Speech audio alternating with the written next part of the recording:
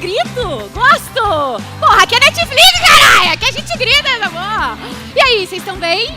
Sejam bem-vindos ao Rio to See. Eu, Fernanda Souza, estou aqui porque vou abrir esse painel com um cargo muito digno, contar para vocês que eu sou apresentadora do mais novo reality original da Netflix, o Ilhados com a Sogra. Palma de palma! Vocês vão gostar. Quem aqui não tem um B.O. com a sogra, né? Eu sou a única que não tem, mas a galera tem, que eu sei. Gente, olha, isso aqui tá bonito, hein? É gente pra dedéu, muito disputado, né, meu filho? Eu tenho pra mim, sério mesmo, na minha opinião, que esse é o painel mais disputado do Rio to See, até porque, meu velho, todo mundo quer saber o que a Netflix vai fazer em 2023. Entendeu? Porque a Netflix, meu filho, é outro patamar. Então o povo quer saber mesmo, a gente vai contar tudo, vai abrir o coração. Porém, para isso eu vou fazer um pedido. É um pedido sério. Inclusive, te envolve, amiga, que você já tá... Eu vou contar um negócio triste. Olha o que me pediram para falar para você. Essa sala acaba de se transformar em Las Vegas. Ou seja, tudo que acontece aqui fica aqui. Não pode gravar, não pode filmar, não pode tirar foto, amiga, desse meu look tão bonito. Não pode. Não pode postar, não pode mandar pra mãe no zap, nem pra namorada, mozão, grupo da família não pode, tá? E aí se perguntarem, você foi lá no Rio to See, viu o negócio da Netflix, não tirou foto, não gravou vídeo? Você fala, não, porque eu assinei termo de confidencialidade com a Netflix e não pode, tá? Eles falaram que vocês podem, estão autorizados a dizer isso. Então, realmente, a gente não pode gravar, não pode postar, não pode fazer nada, porém pode assistir, pode praticar presença e ver o quão foda tá o nosso ano! Então, vamos! Eu gosto, é meio animada, meio desanimada, mas tá tudo bem, até o final a gente esquenta. Vamos com tudo, porque a Netinha quer hablar. Habla, Netinha, habla.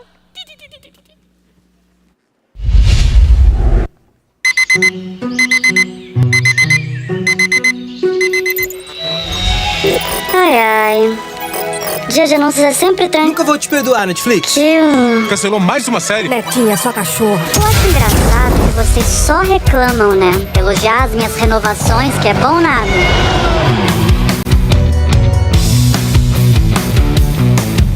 Ufa, só meus mozão.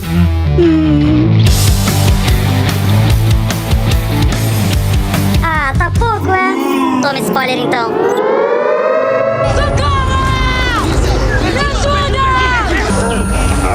Ixi. Será que ele morreu?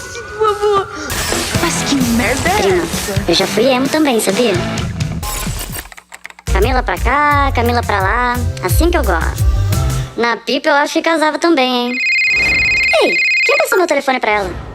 Ô, Netinha, eu não tô gostando que você tá falando de renovação pra cá, de spoiler pra lá, mas não fala nada da nossa série documental. Você tá me seguindo enquanto eu gravo meu álbum, pra quê? Ai, até você pegando no meu pé, Luísa. Eu, hein? Mal começou a gravar e você já quer ficar dando spoiler? Fica sentadona aí, senão eu vou te mandar pra uma ilha.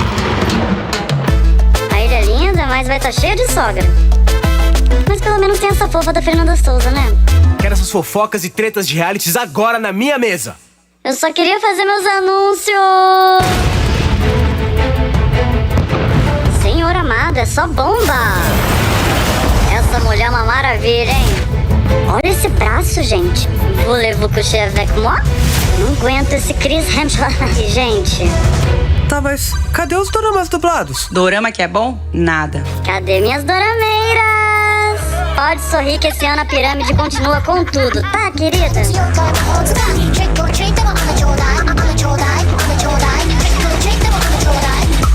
Sério?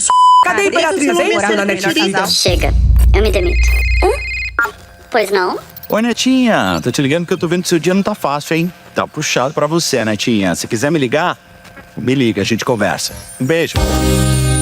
Quem falou em demissão? Depois do apoio de um homão desse, eu posso ficar servindo ação, drama, comédia, dorama, reality pra sempre, né? Lança um episódio por semana. Ai, vocês não desistem.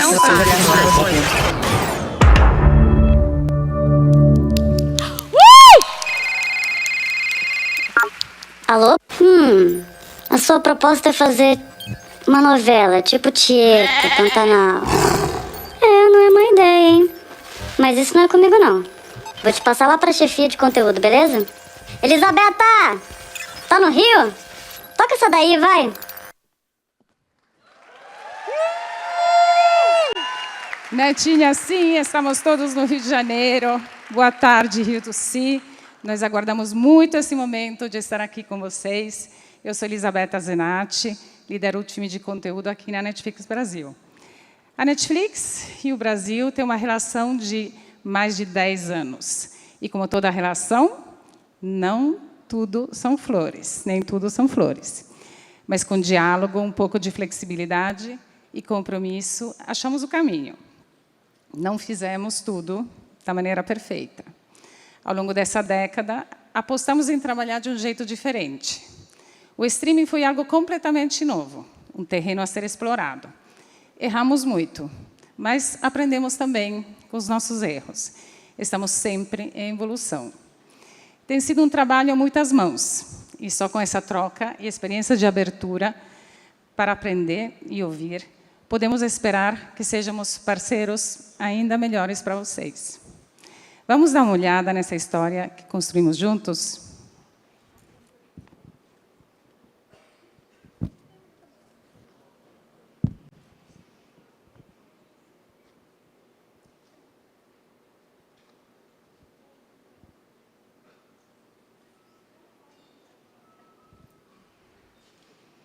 Já vai.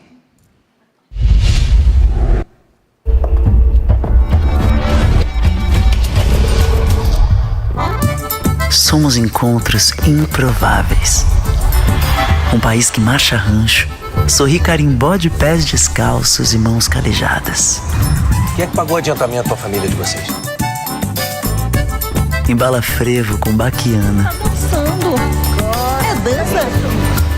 Um país com sabor de pirarucu e pé de moleque. Um país que atravessa praias, cachoeiras e feiras. Um Brasil torto e belo, como as pernas do Garrincha e árvores do Cerrado.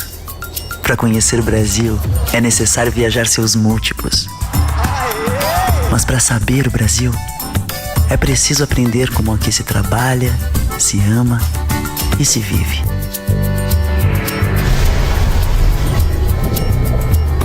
Somos fragmentos de contrastes continentais. As histórias no Brasil precisam de quem as conte.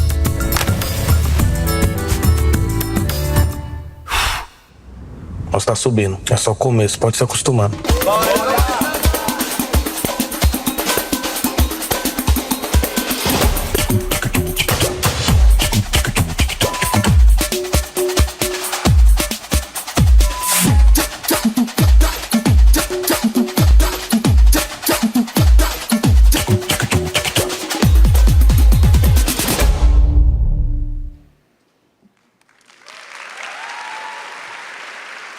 Foram 10 anos de trabalho e de muita diversão também. Ao longo desses anos, a Netflix investiu mais de R$1,5 bilhão em conteúdo brasileiro. E podemos ver o impacto desse investimento no sucesso das nossas produções nacionais. 2022 foi o ano que os nossos assinantes passaram mais tempo assistindo a filmes e séries brasileiras na Netflix. Já em 2023, a gente começou com um dos nossos maiores sucessos até agora, a minissérie Todo Dia, Mesma Noite, produzida pela Morena Filmes.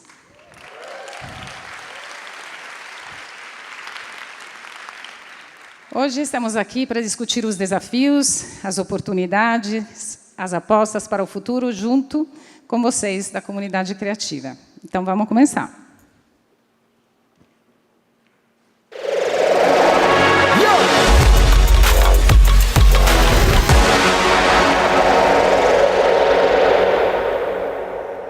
Na Netflix, gostamos de uma conversa bem transparente. Por isso, vamos abrir aqui hoje os bastidores de como é fazer um projeto com a gente, e em todas as etapas necessárias para uma produção. Mas vamos começar pelo que todo mundo aqui quer saber: negócios. Vou chamar agora ao palco Gilberto Toscano, nosso diretor de negócios e assuntos jurídicos. Giba.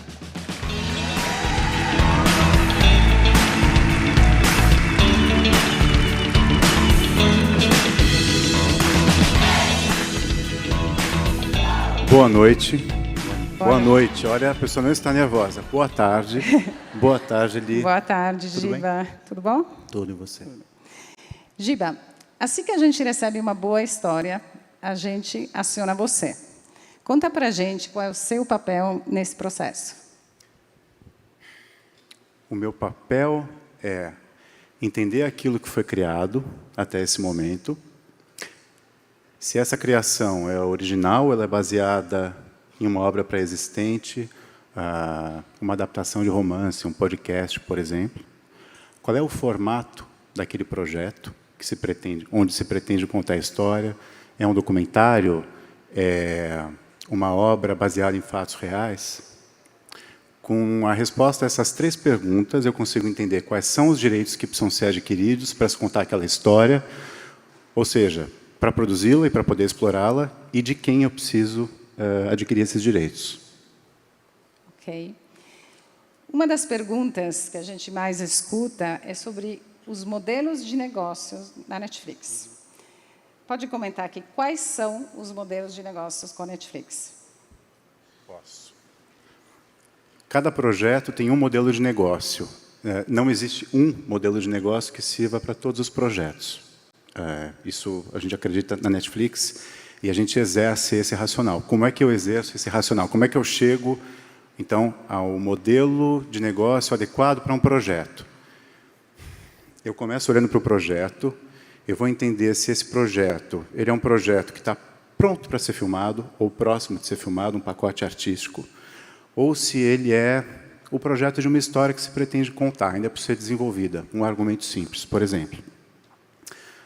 Se esse projeto estiver pronto para ser filmado, ou na iminência dele, o que vai acontecer é que, muito provavelmente, a quantidade de tempo, de energia, trabalho dos times Netflix para desenvolvê-lo vai ser muito pequena e não vai ser necessário financiar o desenvolvimento dele. Eu levo isso em consideração. Então, com isso, eu vou entrando num modelo de negócio. Agora, eu também preciso entender com a produtora se ela tem a pretensão de licenciar aquilo, ou seja, de tornar aquilo uma obra dela e me dar uma licença. E se ela tiver essa pretensão de licenciamento, o que ela captou de recursos até então, ou se não captou, que recursos ela pretende captar para a viabilização daquela obra, para a produção. Ok. Então, o projeto que a produtora vai apresentar não precisa necessariamente estar pronto, né?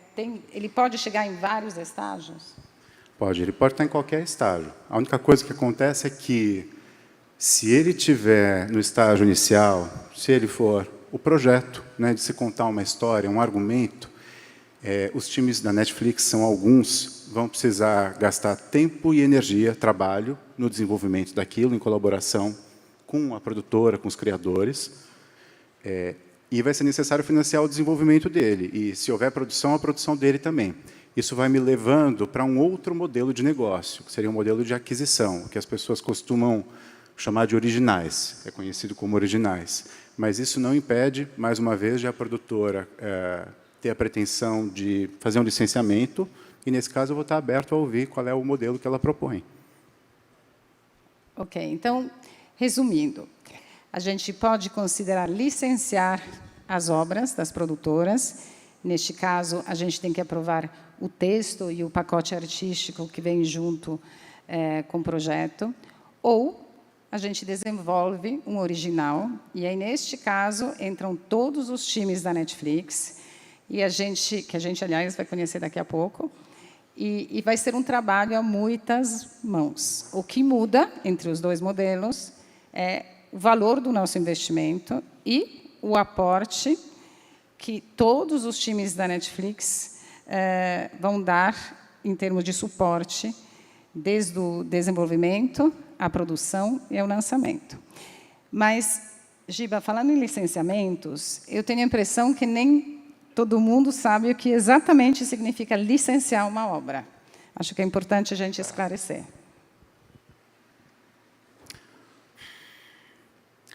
O licenciamento de uma obra acontece quando a dona da obra, a produtora independente, por exemplo, ela dá a um terceiro, que não é o dono da obra, a Netflix, por exemplo, uma autorização para a exibição daquela obra durante um determinado período.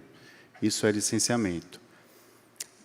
Olhando para os últimos anos, a Netflix se interessa muito por licenciamento e vem, ano após ano, adquirindo licenças de obras brasileiras uma quantidade expressiva de obras brasileiras. O modelo do licenciamento... Bom, eu tenho a dona da obra, né? No meu exemplo aqui, ela é a produtora brasileira, vamos dizer. Ela tem a responsabilidade artística, técnica e financeira por colocar aquela obra de pé, por produzir essa obra. Uma vez que essa obra esteja produzida, ela vai licenciar para a Netflix os direitos limitados de exibição dela. Então, a Netflix entra nesse momento, no modelo de licenciamento. O que é importante entender é que, se essa obra estiver pronta, a Netflix já consegue ver a obra e entender se ela tem interesse artístico naquela obra. A obra está pronta, fica fácil. Se a obra não está pronta, ela está sendo produzida, a Netflix precisa de alguma informação que torne um pouco mais tangível qual é essa obra. Um roteiro final, por exemplo. Se eu leio o roteiro final, eu tenho uma condição um pouquinho mais concreta de avaliar se eu posso ter interesse por aquela obra. Em havendo interesse, a gente senta, a produtora e a Netflix vão tentar chegar a um acordo, existe um pagamento do valor da licença para a Netflix poder adquirir esse direito de exibição. E a produtora, no caso de um projeto em produção, pode perfeitamente usar esse licenciamento para ajudar no próprio financiamento da produção da obra. Só para fechar, a obra licenciada pertence à dona dela, vamos dizer assim. No meu exemplo, a produtora. A produtora tem a responsabilidade por financiá-la, por levantar os recursos artísticos e por entregar essa obra finalizada à Netflix. A propriedade, então, fica sendo da produtora e os direitos de exploração, idem, são da produtora, com exceção dos direitos que ela tiver licenciado para a Netflix durante aquele período. Acho que é isso. Ótimo. Giba, muito obrigada por falar de um assunto tão importante para todos nós. Continua aqui com a gente, enquanto vamos para a próxima parte dos bastidores, a parte criativa e de execução. Para nos ajudar a entender melhor essa fase, quero chamar aqui no nosso palco, do time criativo, Ana Weissman, diretora de séries de ficção, Elisa Chalfon, diretora de não ficção, e Aline Lorena, gerente de filme.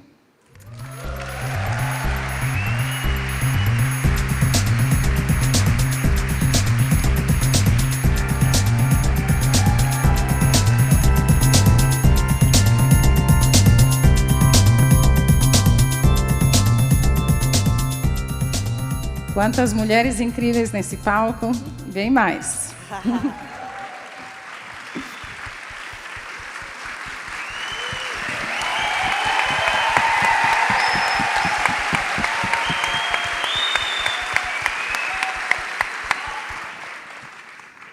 Vamos logo direto ao assunto. Vocês podem nos contar o que procuram em um projeto? Elisa. Na lata, quando a gente fala de não ficção, e aí a gente fala de reality show, de documentário e as séries de variedades, não tem fórmula, não tem uma receita de bolo. A gente procura uma boa história, né? E que o projeto venha com uma visão criativa. A gente busca originalidade, seja uma nova voz que a gente nunca ouviu, ou até mesmo uma personalidade que a gente já conhece, mas a gente conta essa história através de uma nova lente, né? Quando a gente fala de formato, a gente pensa também em inovação, né? Projetos que a gente ainda não tenha visto nesse espaço. Mas já precisa ter pensado na audiência? Excelente pergunta. Sim, é super importante a gente pensar com quem a gente vai falar, qual é a audiência que a gente vai atingir, porque assim a gente consegue desenvolver toda a estrutura, né, toda a narrativa, de uma forma pensada para essa audiência, né? Quais são os ganchos? Quais são as viradas? Quem são os personagens? Para que a gente consiga que a audiência brasileira se conecte e se identifique com o projeto. Muito obrigada. Vamos agora para a Aline. Um time de filmes. O que é que você procura? O que é que você busca? Oi, gente. Boa tarde. Muito bom estar aqui com vocês. Quando se pensa em filmes para a Netflix Brasil, a gente busca filmes com personalidade, que expressem a visão criativa do autor e que tragam uma conexão e, sobretudo, entretenimento para as nossas diversas audiências. A conexão com o público brasileiro ela é algo extremamente relevante e caro para nós. Então, quando a gente está pensando num projeto, a pergunta que vem em mente é: por que fazer esse projeto no Brasil? Qual é a relevância de trazer esse conteúdo para a nossa audiência? E pode falar um pouco sobre a estratégia de filmes para o futuro? Claro, essa é a pergunta que eu acho que todo mundo está muito interessado em saber. A estratégia de filmes para o Brasil hoje consiste, enfim, primeiro, continuar oferecendo uma ampla oferta de filmes abertamente comerciais e também filmes de autor que tragam uma reflexão e um debate importante para a nossa sociedade. Nesse espectro, ampliar a diversidade de gêneros, de tipos de filmes, está no nosso radar. Algo muito importante que eu queria muito que vocês tivessem em mente, que é o que a gente também tem, que fazer filme para o streaming ele tem características e especificidades. Concorrer com o nosso próprio catálogo, né? A gente tem filmes do mundo inteiro disputando a atenção e a nossa audiência. Então, que esse filme ele traga desde os minutos iniciais um gancho, que ele chame a atenção logo de cara da nossa audiência é um elemento muito importante e isso já está desde cara descrito no projeto. Ótimo, obrigada. Ana, em séries, o que é que você procura? Boa tarde, pessoal. Bom, além do que a Elisa e a Aline já falaram, assim, o que eu quero reforçar bastante é que a gente está sempre buscando histórias impactantes, que tenham um potencial grande de atingir um público amplo. O nosso compromisso é com milhões de brasileiros, né? Imagina, eu já estou me sentindo na maior responsabilidade de estar falando com vocês agora. Imagina a responsabilidade de programar para todos os nossos assinantes.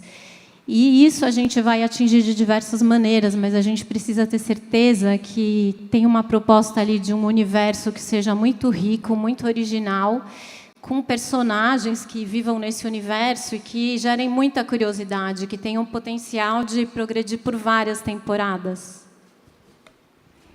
Então, resumindo, é importante a originalidade, a visão criativa, uma conexão com a identidade brasileira e um público amplo e, acima de tudo, o entretenimento. E uma vez que encontramos essas histórias, se é um licenciamento, a gente decide comprar. Caso seja um projeto original, passamos por uma outra fase muito importante, a fase de desenvolvimento. Mas antes de chegar aí, o que vocês esperam de receber de material para um projeto? Elisa. Quando a gente pensa em reality show, a gente espera receber primeiro a apresentação do formato. Se a gente gosta desse formato, aí sim a gente contrata o desenvolvimento de uma Bíblia. Giba está aí, para a gente trabalhar todo o desenvolvimento de Bíblia, qual que é a estrutura narrativa, a estrutura por episódio, todo o arco narrativo, gancho, se tem apresentador, se não tem, enfim, uma longa lista. Já em documentário, é muito importante que a gente saiba desde o princípio o acesso, seja no escopo dos crimes, né, ou de personalidade, do esporte, música, o que for, porque assim a gente consegue saber se é factível a gente seguir adiante. E, junto com a proposta, qual é a abordagem criativa do projeto, né? Qual é a narrativa proposta? Obrigada. Para as séries, Ana, que tipo de material é preciso para você poder avaliar um projeto? Bom, o que a gente precisa para avaliar um projeto é um documento escrito contando a história da temporada, vamos dizer, do começo ao fim, de preferência. A gente não precisa receber apresentações assim super elaboradas, nem moodboards, nem sugestões de atores e diretores nesse primeiro momento. E aí o que a gente vai ver, além do potencial de entretenimento, isso é uma coisa que a gente está insistindo muito, né? É a relevância da história, a conexão que o público brasileiro pode ter com ela e o equilíbrio entre o universo proposto, os personagens e a história que está sendo contada. E aí a gente tem que avaliar, essa é uma história que realmente deve ser transformada numa série, né? Ela tem fôlego e potencial para se desenrolar ao longo de vários episódios, justifica que seja uma narrativa seriada? Obrigada. Aline, indo para o processo agora de desenvolvimento mesmo, como funciona isso para filmes? Bom, Eli, quando a gente decide investir no desenvolvimento de um projeto de filme, de um longa-metragem, a gente inicia pelo recebimento de um argumento, que é um documento conciso de poucas páginas. Pelo amor de Deus, não mandem roteiros. Eu sei que a PR vai me matar, mas a gente não consegue ler 100 páginas e dar uma devolutiva rápida para vocês. Então, a gente avalia o argumento, que é o que a gente está olhando para esse argumento, a estrutura dramática, se essa história tem começo, meio e fim e ela para de pé, e se esses personagens são sólidos, são suficientemente interessantes para a gente ficar 90 minutos acompanhando a jornada deles. Uma vez que a gente tem esse argumento definido, a gente passa pela etapa da escaleta e, posteriormente, para o roteiro, a abertura dessa escaleta em um roteiro de 100 páginas, dependendo do tamanho do filme. Um elemento muito importante nesse processo do desenvolvimento que ele é feito em parceria com os executivos criativos da Netflix. Então, a gente faz muitas rodadas de conversas que envolvem notas, discussões, para a gente chegar até a melhor versão dessa história, né? É um processo onde o tempo ele é um aliado nosso, ele é um elemento muito importante. E a gente só para quando a gente acredita que a gente tem o melhor filme escrito para ser filmado. Tem um ponto fundamental nessa história do desenvolvimento, que é uma vez que a gente tem esse roteiro ok, estamos confiantes, acreditamos no potencial dessa história e que o Brasil merece e quer assisti-la, a gente entende que a gente pode esperar o melhor momento para ter o melhor elenco. Então, a gente não está refém de datas de programação, de agenda de elenco. A gente espera o tempo que for para ter o melhor elenco, a melhor equipe para fazer o melhor filme e entregar o que há de mais potente de entretenimento hoje no país para vocês. Obrigada, Aline. Quero fazer agora uma pergunta um pouco mais difícil para a Ana. O que acontece quando a gente chega a um ponto do desenvolvimento que ele não vai mais para frente? Bom, antes de responder a pergunta difícil, né? Primeiro, quero falar que quando a gente vê que um projeto tem potencial, né? Tudo aquilo que eu falei anteriormente, aí assim a gente vai contratar um desenvolvimento e aí a gente não vai desistir tão facilmente, né? A hora que você acha uma ideia maravilhosa, você quer dar todas as condições para que ela possa florescer. E a gente sabe dos desafios e da complexidade que é levantar uma série do chão, do zero, né? E realmente a gente quer que nossos parceiros tenham sucesso. E para isso é preciso de tempo. Então a gente investe nesse tempo de desenvolvimento, o tempo é um grande aliado para amadurecer as ideias. E, se for necessário, a gente pode dedicar mais recursos, parar, rever. A gente está com o time certo, não está? Vamos recomeçar para buscar atingir a melhor versão dessa história. Ótimo. Então, na verdade, é um luxo poder ter esse tempo, eventualmente recomeçar um desenvolvimento, né? Mas o que é que você faz quando o desenvolvimento, mesmo assim, empaca, não vai mais para frente? Sim. As visões são divergentes ou não ficou bom? Bom, primeiro acho que é importante lembrar que a gente acaba contratando mais desenvolvimentos do que a gente vai efetivamente produzir. Então, alguns realmente não vão ter o sinal verde para avançar para a produção. E se a gente faz todo esse esforço, todo esse trabalho, e pode chegar um momento do processo que a gente ache que não é exatamente o que a gente estava esperando para a nossa audiência. Isso pode acontecer por uma limitação natural da história, não era exatamente o que a gente imaginava, ou por visões diferentes que a Netflix está tendo para o seu assinante e que os criadores estão tendo. Ana, Só adicionar que, nesse caso, a gente oferece à produtora que trouxe o projeto a possibilidade de recuperar o projeto e de apresentar a qualquer outro player. Tá. Acho interessante comentar que esses elementos são símbolo de um mercado saudável, um mercado independente e inovador. Se após do desenvolvimento a história for, de fato, aprovada, a gente vai para uma nova etapa. Nessa etapa, vocês vão encontrar outros times, outras equipes aqui da Netflix. E hoje temos 3 delas com a gente aqui. Quero convidar para o palco Samantha Santos, diretora de produção. Alessandra Cassolari, diretora de pós-produção. E Cláudia Alves, gerente de desenvolvimento e talento criativo. Mais mulheres incríveis.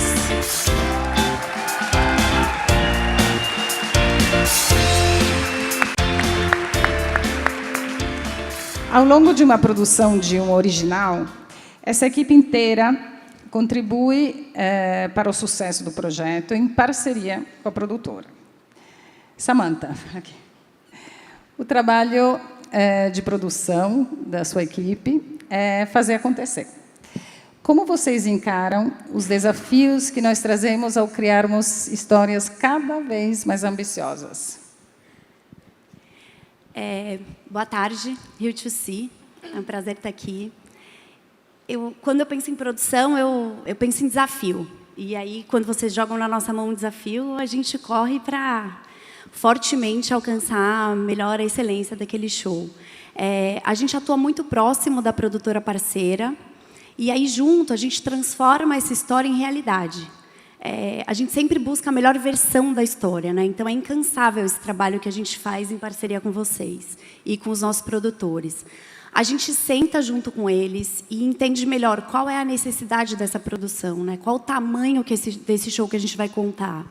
E aí a gente entra em questões como, por exemplo, qual é a melhor equipe para contar essa história? Quem são as pessoas que a gente quer ter junto com a gente aqui? Qual o cronograma adequado e, consequentemente, o orçamento? Vocês, né, trabalham também com outros, em parceria com outros times internos, mas também por termos produções em todos os países do mundo, eu sei que vocês interagem também com uma rede grande dentro da Netflix para trazer melhores práticas do mundo todo. Como é que isso ocorre?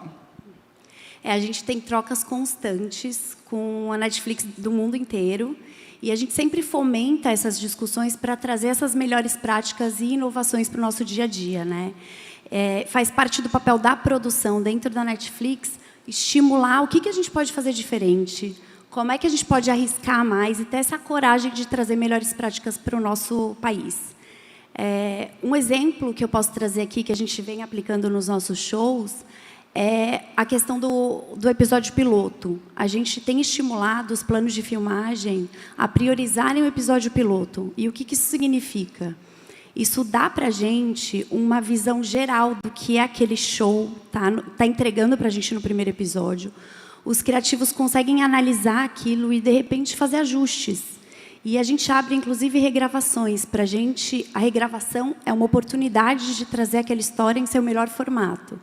Então, acho que esse é um exemplo do que a gente tem aplicado aqui, que não é uma constante no nosso mercado. Isso fala muito sobre o jeito que a gente gosta de trabalhar. Temos muita flexibilidade. Mas até onde vai isso, Samantha? Existem algumas coisas que para a gente não são negociáveis, mesmo. E, em primeiro lugar, a segurança e um ambiente de trabalho seguro e saudável nas nossas produções é o que nos guia. Então, uma responsabilidade nossa e dos nossos parceiros produtores. A gente investiga com muito cuidado os incidentes que acontecem no set e todas as informações que chegam nos nossos canais de denúncia. Eu acho que esse é um ponto super importante. E o segundo ponto que eu posso trazer aqui é sobre orçamento, né? Como eu disse, a gente tem uma atuação muito firme no momento de desenho do projeto. A gente entende que aquele é o momento da gente, como time, produção e a produtora, entendermos que história é essa, que tamanho é esse que a gente vai contar. E por que dessa rigidez? porque a gente entende que, na hora da pré-produção, é muito importante que as equipes estejam única e exclusivamente dedicadas a discutir o que é melhor para aquele projeto. Então, a pré-produção e a produção ficam protegidas de qualquer outra interferência ou dúvida que a gente possa ter e que já deveria ter sido sanada no início. Exatamente. Muito obrigada. Agora vamos falar um pouquinho de pós-produção com a Lê. Como é que é a interação entre o seu time e a produtora ao longo de um projeto, Alê? Boa tarde, pessoal. Estou muito feliz de estar aqui, encontrando tanta gente talentosa e querida. O meu time de pós-produção, ele trabalha com uma forma parecida com como o time de produção trabalha. A gente entra lá no começo do projeto, enquanto ele ainda está sendo desenvolvido, especialmente para entender quais são as maiores características daquele projeto e os grandes desafios. Isso tudo a gente quer porque a gente tenta ter bastante tempo para conseguir planejar com solidez os projetos e testar. Se a gente for inovar em alguma tecnologia, a gente quer ter a possibilidade de estressar qualquer tipo de teste antes de começar a filmar. Como a Sá também falou, a gente colabora na escolha dos principais talentos de pós-produção. A gente desenvolve, junto com a produtora, os workflows técnicos, para que eles sejam workflows seguros e sólidos. E também a gente desenha e elabora um cronograma, que seja um cronograma realista. E aí, depois que a pós-produção acaba, a gente entrega o último IMF, e aí tem um processo enorme de localização, porque, afinal de contas, são mais de 230 milhões de pessoas assistindo o nosso conteúdo pelo mundo inteiro, por mais de 190 países. Então, muitos dos nossos assinantes aqui no Brasil, eles assistem às nossas séries e filmes dublados em português. E, para a gente, é muito importante a gente fomentar essa indústria da dublagem, incluindo um olhar específico para a diversidade. Eu queria mostrar um vídeo que fala sobre isso agora.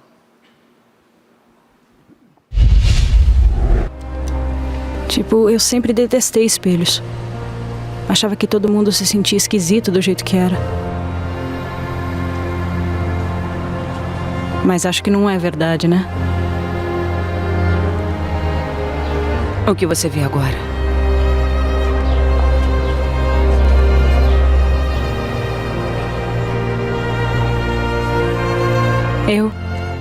Oi, eu sou Marum Reis e para mim foi um presente dublar o Elliot Page.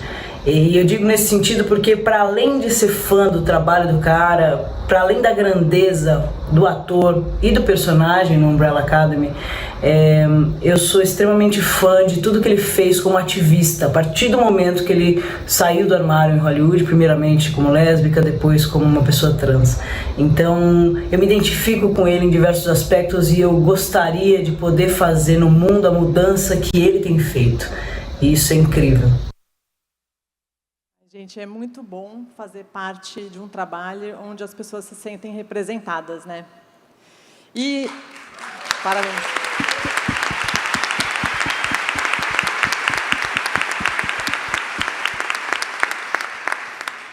A gente também tem um cuidado muito grande para que as nossas séries brasileiras e filmes também possam chegar a audiências do mundo inteiro na sua forma mais autêntica. Eu quero mostrar mais um vídeo para vocês conferirem isso. Quer saber? Eu não tenho mais 15 anos.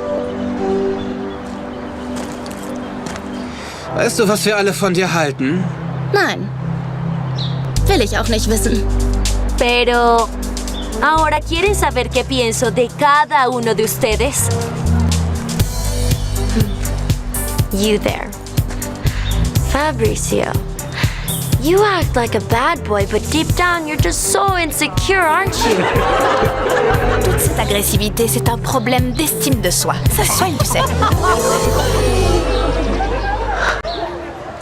E tu, Eduardo, puerile, traditore, una vera carogna. Che ci troverà la gente in te? Kadınlara saygı duymayı öğren. O toksik erkekliğini gözden geçir. Çünkü sen çağ dışısın.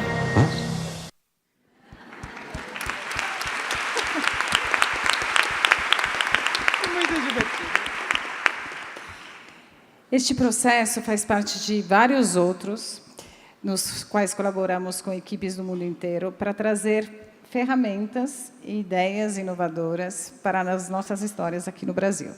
Pode comentar mais sobre como isso acontece na pós-produção? Sim, claro. Gente, é um parque de diversão, né? É muito empolgante a gente conseguir trazer, implementar e adaptar soluções que são de última geração, usada em estúdios pelo mundo inteiro para as nossas produções aqui no Brasil. E o nosso time aqui no Brasil, ele tem como foco principal ajudar as produções a implementarem essas tecnologias. E a ideia principal é a gente dar suporte para as produtoras, facilitando o dia a dia delas, né, nos workflows técnicos, para que os criadores eles possam focar em criar. E, além disso, a gente tem cada vez mais investido em projetos que têm execução muito audaciosa. Para isso, a gente está trazendo 2 empresas muito importantes para mais próximas da gente nos nossos projetos brasileiros, que são a Scanline, que é um estúdio de efeitos visuais super inovadora do mundo, que trabalha em parceria com a Eyeline, que é um estúdio de produção virtual. E a ideia é que a gente está muito animado com isso, porque vai haver uma troca muito grande entre essas 2 empresas e todas as nossas casas de efeito visual aqui no Brasil. Poder trazer tudo isso em parceria com as produtoras aqui no Brasil contribui muito para o fortalecimento da indústria como um todo. E por falar de crescimento na indústria, aqui com a gente está a Cláudia, a Clau. Ela trabalha com todas essas pessoas em diversas etapas das nossas séries e filmes, com um olhar voltado ao desenvolvimento de profissionais que farão parte das nossas produções ou com potencial de um dia fazer parte delas. Em 2022, nós investimos R$5 milhões nessas iniciativas e vamos ampliar esse investimento ainda mais em 2023, pois sabemos que o futuro da indústria é responsabilidade de todos nós. Clau, nos conta aonde estamos investindo esse dinheiro. Claro. Gente, boa tarde. Fico muito feliz de ver essa casa super cheia, fascinada por Netinha.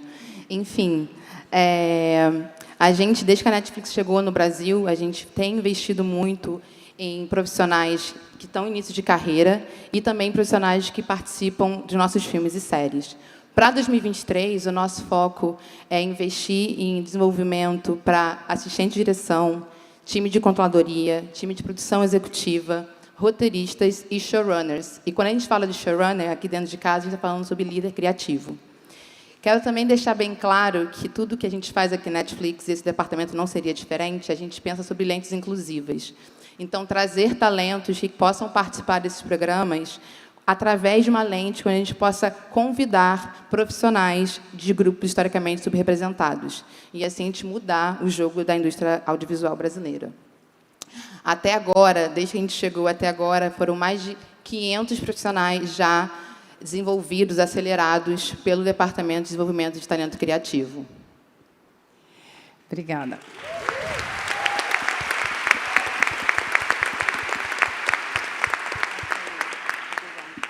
Você pode dar alguns exemplos dessas iniciativas? Super. Tem uma que muita gente gosta bastante, que é o Segundo Ato, que é um programa de aceleração para roteiristas negros e de povos originários, que dura 6 meses, é um intensivão.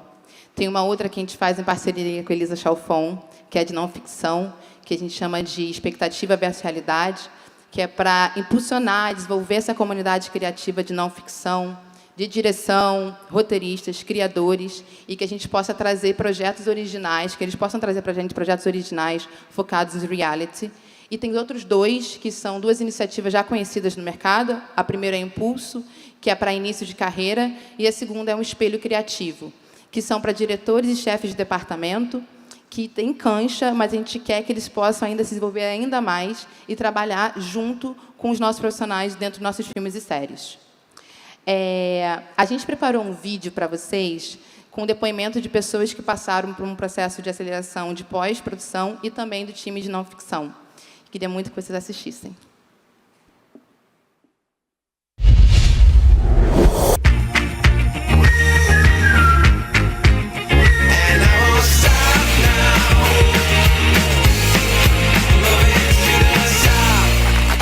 como eu queria ter tido essa iniciativa quando eu comecei. E eu vi ali à nossa volta alguns profissionais mais experientes, outros iniciando as suas respectivas carreiras, e pensei que oportunidade isso está sendo para todo mundo. Estar aqui hoje também trouxe uma perspectiva diferente de possibilidades de trocas. Essas trocas nas aulas com os tutores só mostrou isso e reforçou cada vez mais que a gente pode melhorar como categoria. Foi muito importante ouvir e ser ouvido, compartilhar, falar. Eu acho que essas discussões são muito relevantes para nós como gestores de equipe e gestores de projetos. Acho que já saí do dia 1 levando as coisas para o meu trabalho, para o dia a dia. É muito bom a gente estar junto de pessoas que a gente sabe que a gente vai trazer outros pensamentos que não são aqueles que a gente já está engessado e dentro da caixinha, sabe? Que bom fazer parte desse momento, que bom participar de um evento com tantos criativos, com tantas criativas, com tantas mentes brilhantes que pensam aí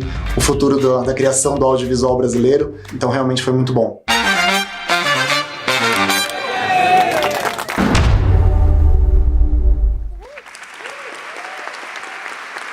Obrigada, Clau. Esse é um trabalho que nós não fazemos a sós. Contar com os nossos parceiros para essas iniciativas de desenvolvimento tem sido essencial para contribuir com a evolução do audiovisual aqui no Brasil. Com isso, fechamos a conversa sobre como trabalhamos na Netflix. Time querido, muito obrigada. Vemos alguns de vocês daqui a pouco.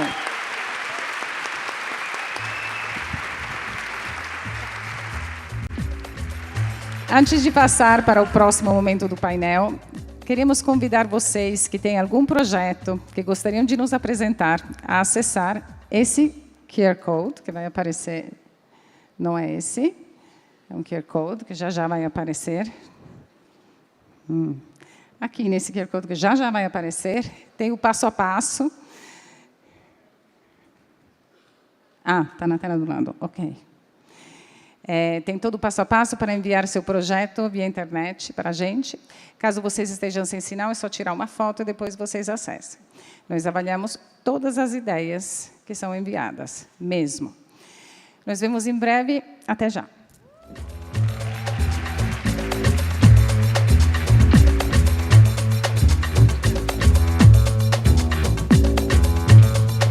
Gente, acabei de cruzar com a Elisabetta ali.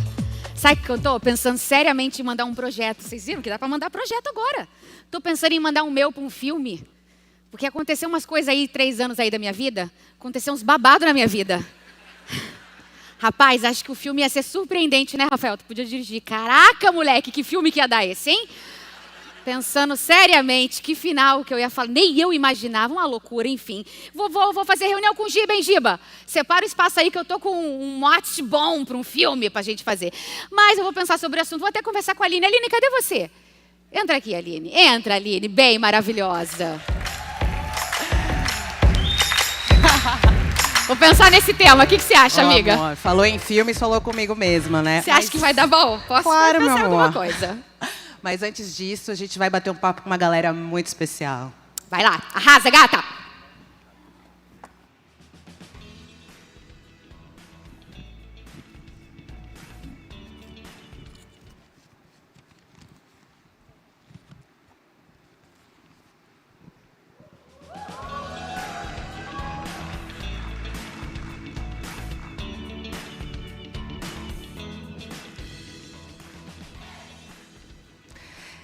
Que bom receber vocês aqui no palco do Rio to See. Mas antes da gente começar a nossa conversa, quero começar apresentando... Vai lançar o VT, gente? É isso aqui, quem sabe faz ao vivo, né? Vai lançar o VT agora.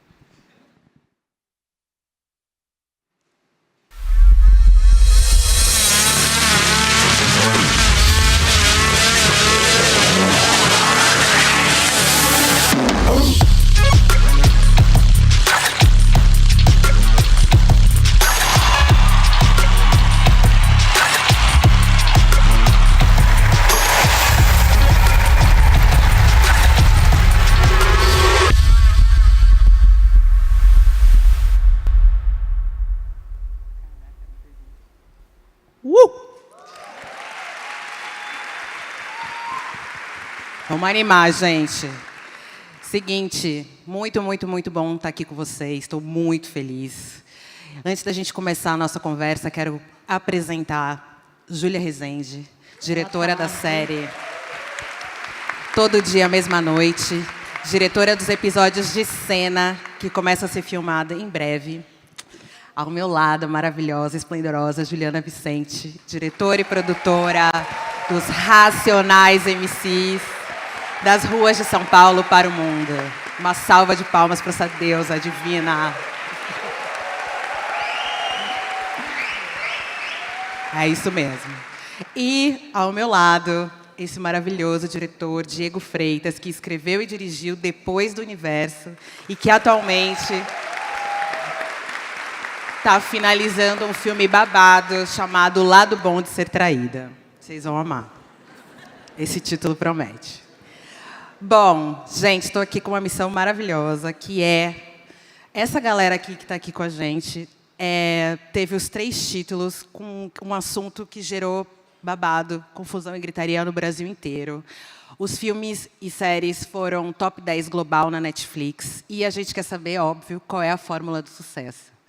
Então, Júlia, Juliana, Diego, na visão de vocês, quais foram os elementos essenciais para fazer com que as séries e filmes chegassem no top 10 global?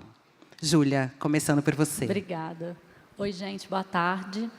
É muito bom estar aqui, poder dividir um pouquinho dessa experiência. Todo Dia, Mesma Noite era um projeto muito desafiador, porque a gente tinha uma história muito delicada, muito sensível, uma tragédia muito recente no país. E eu acho que o grande desafio era fazer uma ficção, o que eu acho que permitia que a gente estabelecesse uma conexão com o público muito forte, né, das pessoas verem quem eram aqueles jovens, quem eram aquelas famílias. Então, acho que a ficção proporcionava essa identificação com o espectador. E acho que a gente buscou o tempo inteiro ser muito respeitoso e muito cuidadoso com essa história, né? A gente tinha a Daniela Arbex, que é a autora do livro, ao nosso lado todo o tempo, e sempre em mente com essa ideia de que a gente estava fazendo uma história que era uma denúncia, que pretendia não deixar essa história cair no esquecimento, falar sobre impunidade, sobre justiça no Brasil. E eu acho que o público realmente abraçou esse sentimento de indignação. E, enfim, talvez isso ajude a explicar um pouco, né, o alcance que o projeto teve. É muito impressionante o alcance desse projeto e tudo isso que você descreveu como um processo criativo transparece nas telas e tocou muito o coração das pessoas. Juliana, como que foi para você transformar Racionais MCs num top 10 global Netflix? Boa tarde a todos. Obrigada pelo convite. Cara, assim, a missão de fazer um filme do Racionais já é uma missão daquelas, né? Primeiro porque é uma obra já muito respeitada, né? E aí como você conta essa história de uma maneira que possa chegar perto do que é a obra dos caras, porque eu realmente respeito muito a obra dos caras. Então, acho que o grande desafio já era de cara esse. E aí, entender um pouco, a partir do próprio Racionais, que a gente tinha que criar um filme que falasse com a gente preto, com o periférico, e, sobretudo, conseguir dar conta de contar esses 30 anos de história num espaço curtíssimo de tempo, falando sobre questões que são urgentes há 30 anos.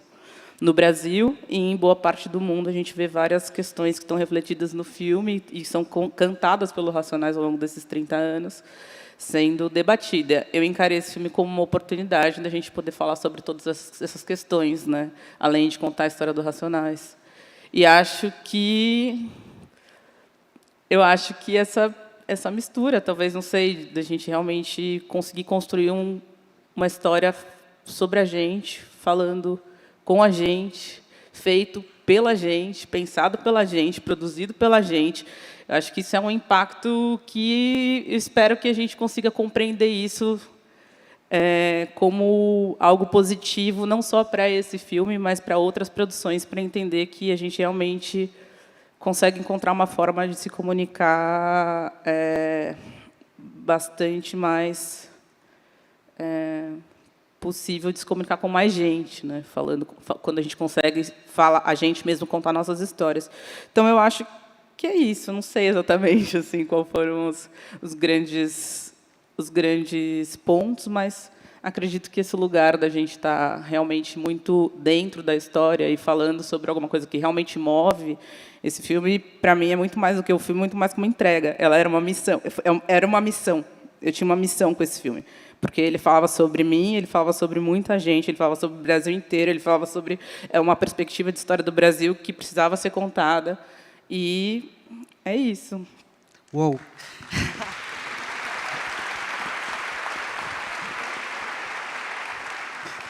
É impressionante o legado desse filme para a cultura e história brasileira. Acho que a gente vai demorar alguns anos para entender o que aconteceu. Mas é muito bom que a Netflix seja a casa de projetos como esse e que tenham mais desse. Diego, conta pra gente. Tem fórmula ou não tem fórmula do sucesso transformar depois o universo nesse grande hit do cinema global? Ai, meu Deus, fórmula é difícil, né? Bom, primeiro, obrigado pela oportunidade. Boa tarde a todo mundo. O Depois do Universo ele surgiu para mim no meio da pandemia, quando eu estava desesperançoso, quando a vida estava difícil e todo mundo viveu isso. E eu acho que ele veio tão de dentro do coração. Era uma história que eu não tinha nem por um minuto dúvida de que ia ser um super sucesso, porque a gente tem que ter fé para trabalhar com cinema. E eu tinha uma fé tremenda que esse filme vai bombar e vai acontecer, porque por vários motivos. Primeiro, por falar comigo, depois porque eu sentia que a gente consumia esse tipo de filme muito no Brasil e a gente não fazia esse tipo de filme. Então, eu achei que tinha um lugar para ele e ter essa troca e investigar muito o gênero, conhecer sobre o tipo de projeto que eu queria fazer, que tem muito a ver um pouco com a minha trajetória, que desde que eu decidi ser cineasta, que eu tive essa ideia, eu pensei em me comunicar com o público. O filme que eu quero fazer, que eu gosto de fazer, é o filme que as pessoas vão assistir, que elas vão se emocionar, e não é para o meu umbigo apenas. Então, eu acho que é a grande coisa do Depois do Universo, e é isso, o resto é história. E eu acho que o povo gosta de chorar também, descobri isso. E choravam muito e me mandavam pagar terapia para as pessoas em geral, mas, enfim. Maravilha, é muito rico e muito interessante a gente poder ouvir processos criativos tão diferentes. E acho que a gente vamos aprofundar um pouco mais essa conversa? Júlia, você transformou em ficção uma tragédia real, com muita sensibilidade. Como que é trazer autenticidade para uma história ficcional, sobretudo com uma temática tão dolorosa? E quais foram os impactos disso na sua carreira? Acho que o desafio maior, nesse sentido, era encontrar a medida de como contar essa história sem fazer com que as pessoas desligassem o controle remoto e fossem embora da televisão, né? Porque se a gente errasse na mão, acho que a gente afastaria o espectador. Então, acho que a gente teve um trabalho muito assim, longo e profundo com todos os atores, sobretudo, né? Assim, foram meses de preparação, de trabalho de leitura, de ensaio, para a gente encontrar essa medida do trágico, do dramático, mas de uma maneira que comunicasse com as pessoas, né? Que não afastasse o público. Além disso, acho que tinham assim, todos os departamentos, a gente viveu uma imersão muito grande, a gente também produziu na pandemia, e a gente começou, a gente teve alguns meses ali de uma pré-produção, onde a gente ficou realmente só trabalhando conceito e estudando, e aí a gente teve que parar por causa da pandemia e voltar. E aí eu acho que ao longo desses anos assim que esse projeto levou, a gente foi muito amadurecendo tudo isso, sabe? A gente teve tempo de realmente maturar o que a gente queria fazer, de que forma a gente ia fazer, né? Como filmar o incêndio, que também tinha muitos desafios técnicos, né? E eu acho uma coisa que eu tenho muito orgulho assim desse projeto, por exemplo, é a figuração, né? Que não era uma figuração tratada como volume dentro do quadro, né? Todos eles se engajaram muito emocionalmente na história, assim. Então, eu acho que através do trabalho de cada um, a gente conseguiu costurar com delicadeza e sempre de uma forma muito respeitosa a melhor forma de contar essa história. Maravilha, perfeito. A gente consegue perceber isso na tela. Juliana, você... cadê? Não me perder, né? Você conseguiu contar essa história dos Racionais de uma maneira que conectou a audiência e trouxe uma reflexão muito importante sobre o momento que estamos vivendo. Você comentou um pouco antes na sua resposta, mas queria muito que você contasse para a gente quais foram os impactos dessa missão na sua carreira. Cara, antes de eu começar a fazer o filme, eu acompanhei o Racionais uma turnê inteira, a turnê de 25 anos inteira, eu fiz ela do começo ao fim. E aí, nesse período, eu ouvi de muitos moleques coisas do tipo: Racionais foi o pai que eu não tive. Então, essa construção dessa responsabilidade, ela foi aumentando ao longo do processo. E aí, eu também fui aprendendo muita coisa ao longo desse processo, e eu acho que minha carreira muda completamente nesse processo, porque foi um processo longo, né? O processo do filme do Racionais foi mais de 7 anos fazendo filme. E aí, finalmente, a gente filmou também durante a pandemia. Então, eu filmei dentro da pandemia. Eu fiquei grávida no meio disso tudo, então eu filmei grávida. Eu montei com a minha filha no colo, mamando, e assim que ela começou a ficar em pé, ela já dançava Negrodrama. Então, eu falo que música para acalmar a Amora é Vida Louca, parte 2. Sabe? Você coloca e ela fica tranquila. Então, foram muitas emoções envolvidas também nesse processo. Eu trabalhei com mais de 300 VHS do grupo, então eles tiveram a preocupação de se documentar, o que é raro, né? E foi importante para caramba a gente ter tudo isso.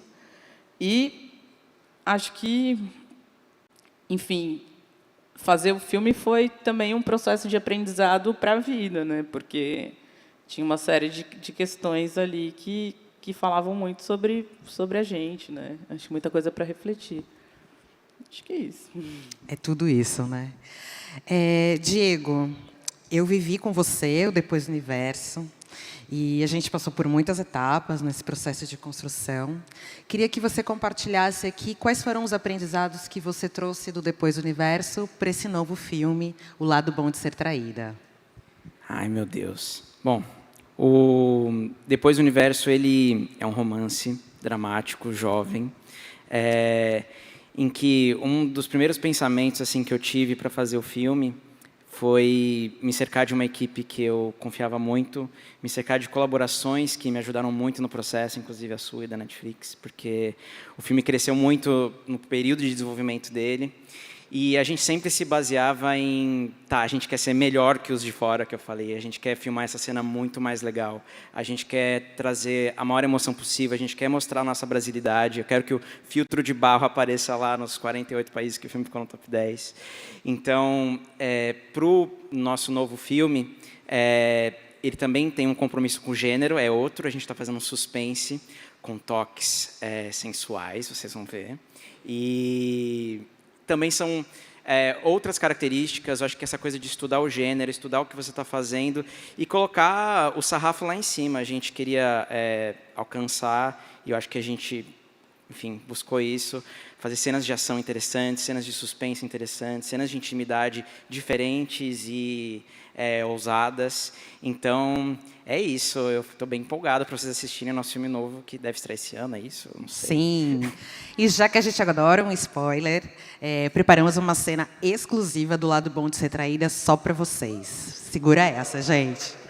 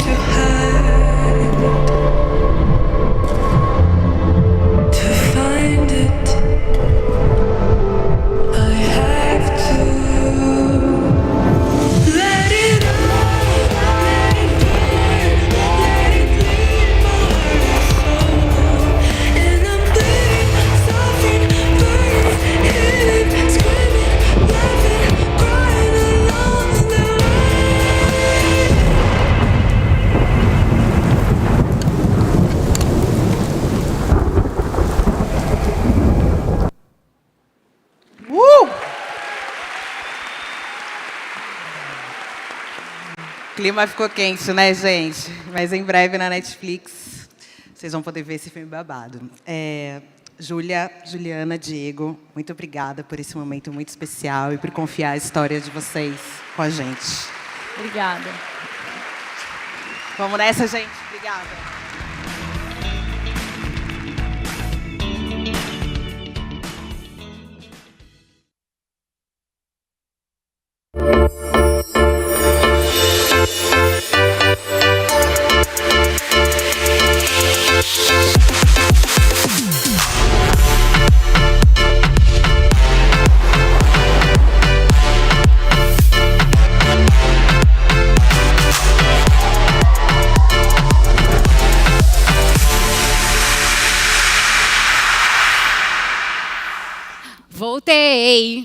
Voltei porque chegou... Ah, para! Toda vez que eu entrar, vocês vão dar gritinho. Acho gostoso. Ih! Mandaram animar vocês. Parece que eu sou a pessoa que entra e fica falando besteira para animar. Vamos lá. Momento mais importante do painel. Falar de reality. Vocês amam? Eu amo, cara. Eu amo reality. De verdade mesmo. Eu gosto de gente. Gente é material de trabalho para minha pessoa. Eu gosto de reality, eu gosto de ver reality, eu gosto de fazer reality. E fazer qualquer reality. Eu gosto de fazer reality desde comida até reality de sogra. E o que tiver no meio, eu sou muito adaptável. Eu falo isso para a Netflix, eu já estou no meu 2º. Os próximos que vierem, pode me chamar. Eu sou adaptável, eu posso fazer reality de qualquer coisa, porque eu realmente gosto muito. Nesse então, nossa senhora, eu me acabei, assim, eu vivi como se fosse comigo. Apesar de que eu nunca poderia participar de um reality como Ilhados com a Sogra, por exemplo. Porque, sim, acredite se quiser, eu não tenho problema com sogra nenhuma. Juro para vocês. Eu, inclusive, vou apresentar 2 nomes de 2 sogras que eu tenho, que eu já tive um dia na vida, apesar de que dizem que não tem negócio de ex-sogra, né? Mas, enfim, olha o meu arsenal de sogra. A primeira sogra da minha vida, vê se tem como ter problema com essa mulher. Lucélia Santos. Juro pra vocês, a primeira sogra da minha vida, uma gênia. Aí corta para, tive muitas sogras lindas no meio do caminho, todas queridas, maravilhosas. Minha última sogra, uma gênia, Heloísa Porto, é uma pessoa que faz tortas e doces. Como é que eu treto com uma mulher que faz comida? Como é que eu arrumo um problema com uma sogra dessa? Nunca na minha vida. Então, assim, eu sou muito bem amparada, tenho muito amor com as minhas sogras, porém, no nosso programa não foi isso que aconteceu. No Ilhados com a Sogra, a nossa intenção é o pau torar, é o mundo se acabar. Mas, ao mesmo tempo, teve muita superação. Foi lindo de ver. Vou mostrar um pouquinho para vocês. Solta. Imagina você numa ilha deserta, isolado com a sua sogra. Nem pensar. 6 casais acham que vão competir juntos por um grande prêmio. Meu maior sonho é ganhar essa competição. Mas o que genros e noras nem imaginam é que a sua dupla nessa competição, na verdade, são elas. As sogras. Cuidado que a minha picada é mortal. Ela vai separar a gente. Agora chega de dar spoiler. Seja bem-vindo ao Ilhados com a Sogra.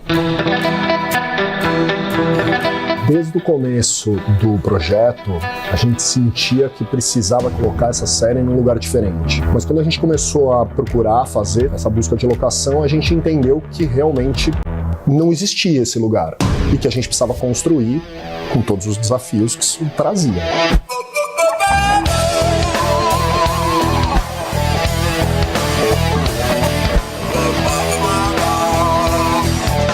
A gente tinha uma cidade construída na frente da câmera, que é a nossa vila, que é um personagem.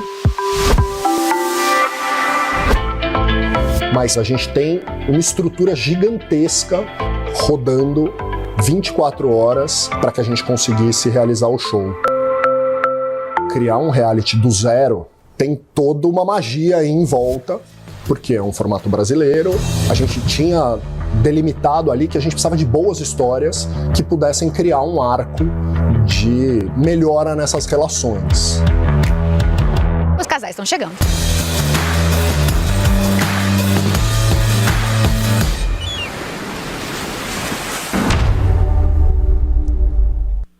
Ai, bate palma! Ah, mano, a gente colocou sogra em reality Nunca na história do planeta Terra meteram a sogra no bagulho, mano. Esse reality, eu tô falando sério, gente, é bom pra caraca, é bonitão de ver mãe e filho, nora, treta, o povo ri, o povo se mata. Olha, menino, nem só de lembrar me dá gatilho. Foi muito gostoso. Gatilho bom, porque foi emocionante mesmo.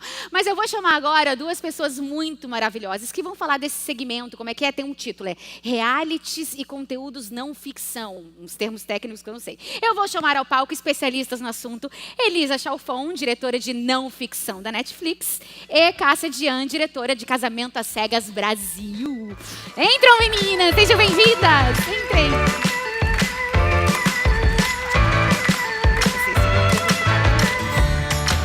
Eu vou sofá? Ué, eu ensaiei que eu era poltroninha. Então fica aí, fica aí. Aqui. Não, você manda na gente. Pra vocês ficarem de divas, imagina. É sobre isso. Eu sou mobília da casa também, senta aqui em qualquer lugar. E aí, meninas? Vou começar por Elisa, porque Elisa já é de casa, rapaz. Conheço a Elisa desde que eu tenho 19. Vou fazer 39 esse ano. Pensa. Não revela. A minha, já revelei. A sua deve ser, então, mais nova. Com certeza. Comecei com Sempre 12. Prodígio. Começou a trabalhar antes de tudo comigo. Enfim, vamos lá. Vou começar perguntando para você, Elisa. Como que é esse negócio de liderar especial de comédia, documentário, reality na Netflix? Cara, é muita responsa. Qual é o maior desafio disso tudo? Por exemplo, o maior desafio de criar não ficção, começando pelos realities. Como é? Primeiro, eu queria dizer que eu estou muito feliz de estar aqui com você. Eu também. Com a Cássia, que é uma diretora que eu admiro muito. Trabalhamos muito. Tem momento que eu falo mais com ela do que qualquer pessoa na minha casa. Eu vou dividir a sua pergunta em dois. Tá, a resposta. A primeira, quando a gente trabalha com reality show em formatos adaptados, como Casamento às Cegas, ou mesmo o Iron Chef, que você apresentou, eu acho que o maior desafio é como a gente adapta o formato para que ele seja autenticamente brasileiro. Tá. Fazer com que a nossa audiência se identifique e se relacione com as nossas produções. Já quando a gente fala de produção original, 100% brasileiro, o desafio é outro. E, se fosse para deixar bem sintético, a resposta é desenvolvimento. A Netflix tem investido de forma bastante expressiva em desenvolvimento, inclusive em não ficção. Ano passado, eu estava aqui no Rio Tchussi, num painel, e eu falei que a gente tinha algumas séries de desenvolvimento. E tcharam, Ilhados com a Sogra, agora está aí, saindo do forno. Olha! Então, eu acho que isso representa um avanço, né? A gente tem trabalhado por muito tempo, né? Se você pensar, a gente já estava em desenvolvimento, quantos meses a gente trabalhou, até a gente sentir que o projeto estava maduro o suficiente para entrar em produção. Entendi, aí entra eu, né? Aí entra você. E o convite maravilhoso que eu falei, é óbvio, minha filha, qualquer reality eu apresento, adoro reality. Vamos lá, a gente vai falar agora de outra parte, que é não ficção. Em relação a documentário, qual é o desafio? Primeiro, é a gente garantir o acesso ao tema, né? Seja no universo de crime e personalidades de esporte, música, e a realização com a produtora. Aí é um ponto importante que a gente precisa trabalhar de uma forma muito transparente, de parceria e efetiva mesmo, para a gente achar o tom certo dessa história e qual é a melhor narrativa para contar essa história. Agora, Cássia, você que é diretora do Casamento às Cegas Brasil, inclusive, parabéns, porque é um grande sucesso. Uma salva de palmas para Casamento às Cegas Brasil. Eu adoro ver coisa de casal, Dani.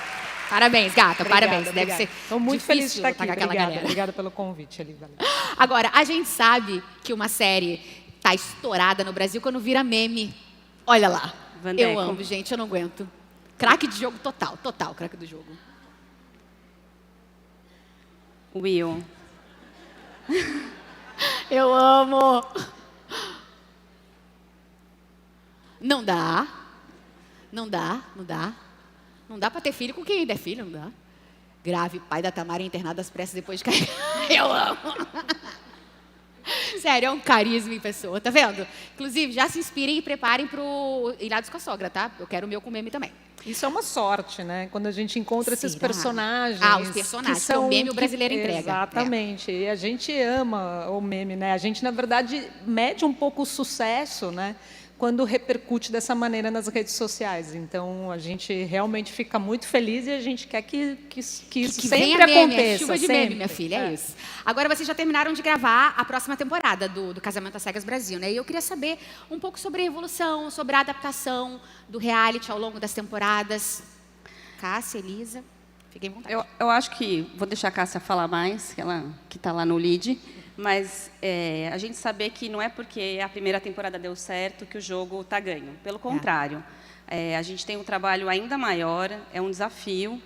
Como a gente vai trazer novidades, como a gente vai fazer com que realmente a gente continue a manter esse amor, né, pelo projeto, pelo formato, né, e também trazer pessoas novas.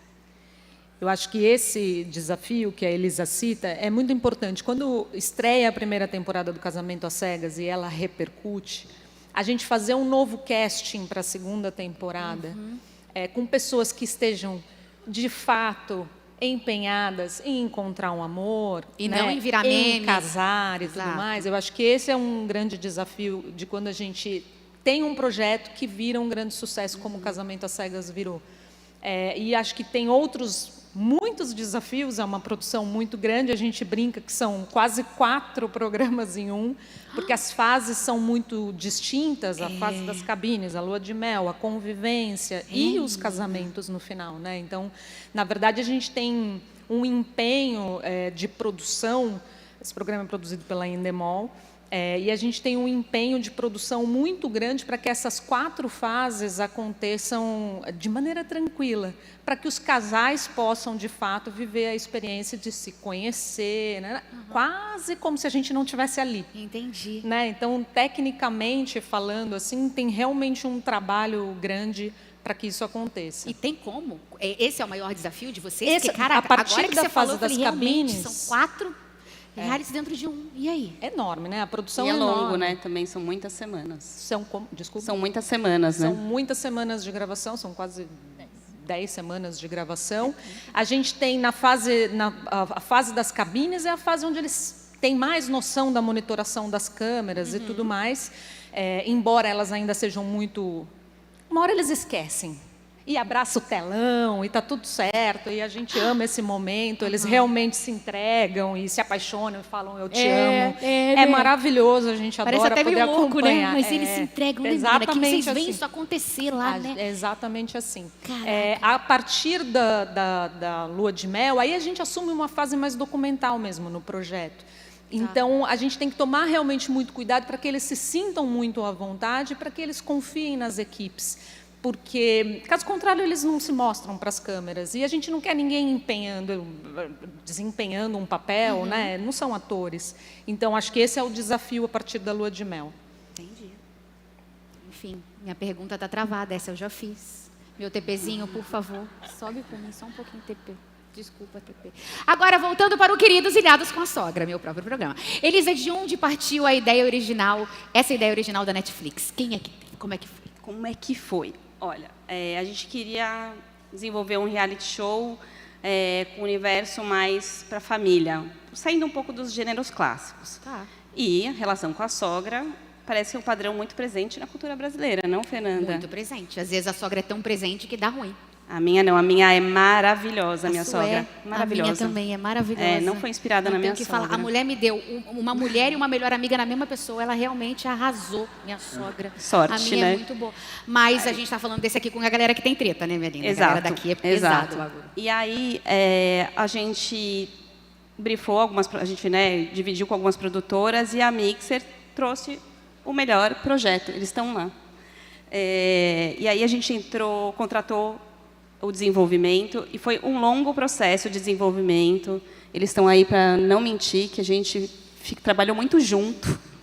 E a gente trabalhou junto não só no desenvolvimento, como também na pré-produção, produção, filme, tudo, na pós-produção. Mas eu preciso dizer, e Cássia está aqui para não me desmentir, que produzir um formato original de reality é muito difícil. Né? Não é uma tarefa fácil. E eu... Falando um pouco do que a Ana comentou, né, agora há pouco, a gente não tem medo de investir tempo para a gente desenvolver. A gente quer ter a melhor versão do formato, do projeto. E, para isso, é necessário muita dedicação, tempo e paciência. E foi isso que a gente fez com Ilhados com a Sogra. E como foi escolher a apresentadora? Mentira! Não vou contar. Nem tem, eu só queria... Vai que ela fala de mim em praça pública, né? Foi legal, né? Falei, escolhi porque ela é minha amiga mesmo. Mentira, não foi influência da amizade. Vou prosseguir. E vou prosseguir que acabou. Ah, ainda bem que eu fiz essa pergunta. Então tá bom, então acabou, meninas. Eu amei saber. Vocês deram todas as notícias sobre os realities pra gente. Muito obrigada por terem vindo, por terem dado todo esse know-how pra gente. E agora com a galera da plateia, a gente vai o quê? Querer que vocês enviem as ideias de vocês para reality. Quem tem? Pode mandar sim para Netflix. Contem comigo para apresentar, porque como eu mesma falei, eu já me adapto a qualquer reality. Posso fazer qualquer um. E aí a gente espera vocês, mandando os trem aí. Pode mandar, taca a sua ideia. Vai que cola na Netflix. Não, vai que cola não é daqui. É outro negócio. Enfim, acabou? Ah, não, pera, agora tem um negócio. É isso. Falaram que ela tá atrás de mim, ela tá me ligando. Olha lá vem ela. Alô? Ah. Oi, boa tarde. Vai pagar do cacete, já queria começar assim.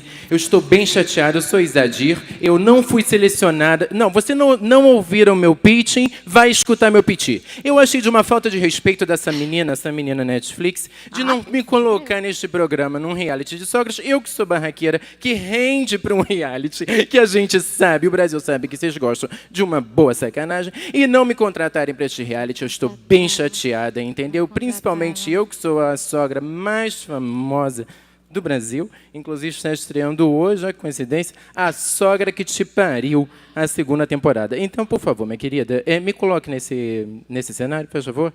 É Fernanda Souza, não é teu nome? Eu gosto de falar com o sobrenome. Tá. Pode deixar, dona Isadir, fica tranquila. Inclusive, eu também achei um absurdo a senhora não estar nesse reality, que se ia render muita treta, minha linda. Eu vou até procurar Rodrigo Santana nos bastidores para poder questionar com ele, para já começar a preparar a sua participação na 2ª temporada, que eu já estou garantida aqui, aproveitando que a gente está nesse dia tão emblemático. Então, eu vou falar com você. Cadê o Rodrigo Santana? Vou lá, gente, resolver esse negócio da dona Isadir participar e já volto. Beijo, até já. Rodrigo!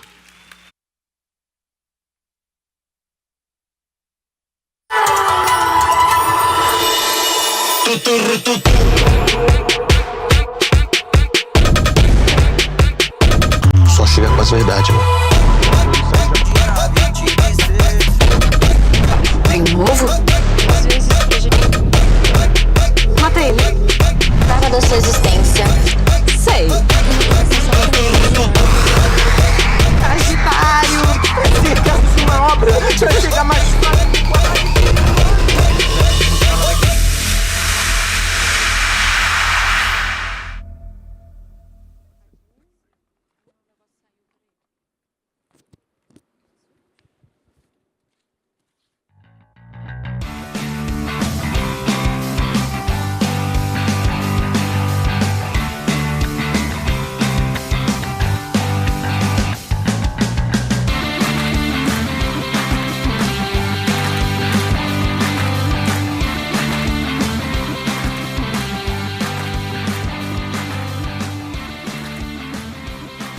Cadê meus convidados? Eles podem entrar também. Olá, boa tarde.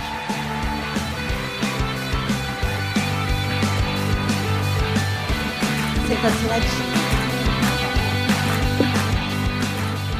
Oi, gente. Eu sou a Ana Weisman. Vocês já me conheceram mais cedo. Sou diretora de séries de ficção da Netflix. E uma das experiências mais enriquecedoras que eu tenho a oportunidade de viver aqui é acompanhar a continuação de várias histórias e o surgimento de franquias brasileiras. Quando a gente segue adiante com uma história, não é somente o arco da narrativa que se expande. Todos os envolvidos no processo criativo e de produção crescem com a oportunidade, a indústria evolui. Vamos ouvir hoje alguns dos talentos que fazem parte dessas produções que estão conquistando o público. Rodrigo Santana é criador, produtor, showrunner, ator de A Sogra que Te Pariu.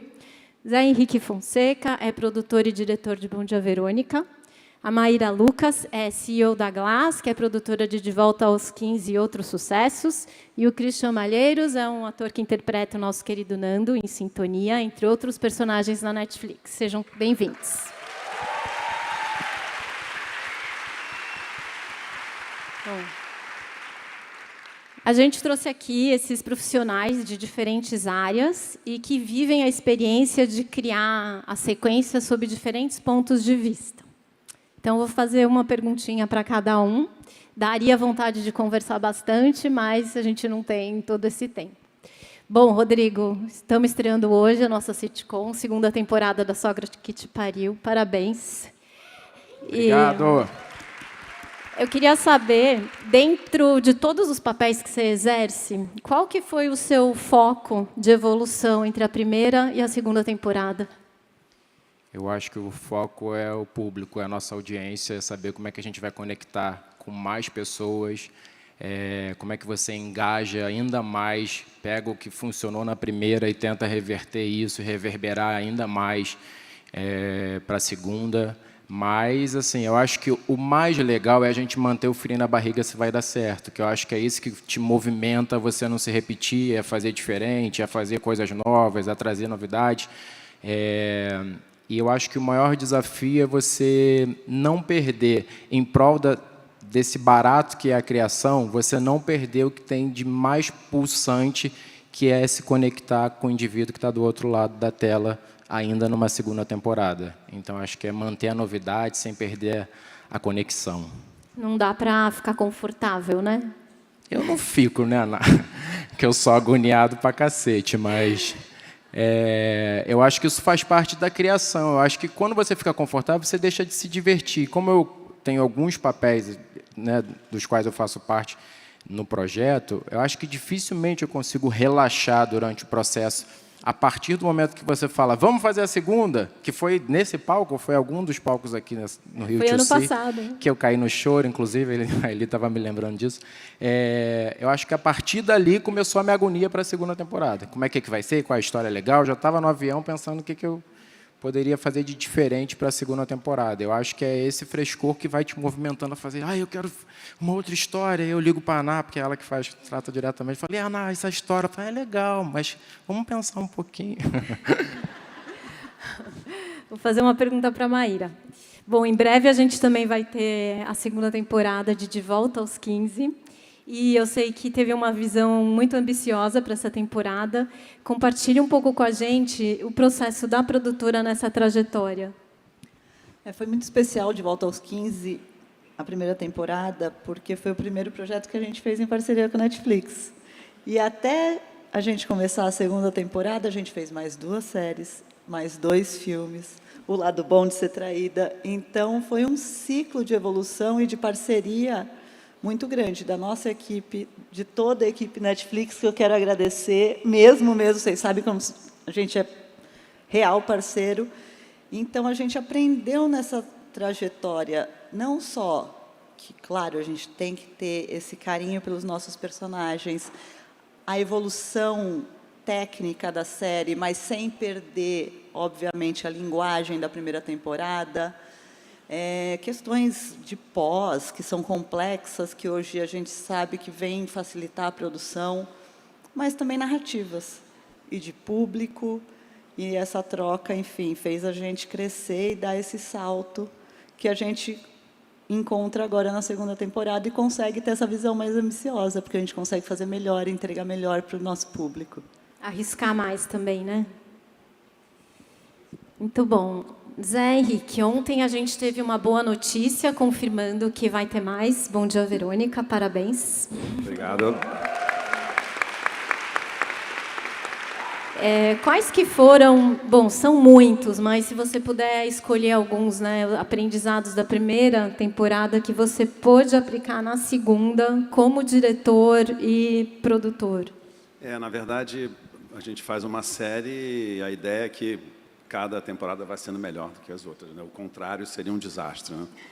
Então, a gente trabalha sempre querendo fazer uma temporada melhor e a gente fez uma reunião ontem com a equipe e é a mesma equipe que fez a primeira e a segunda, né?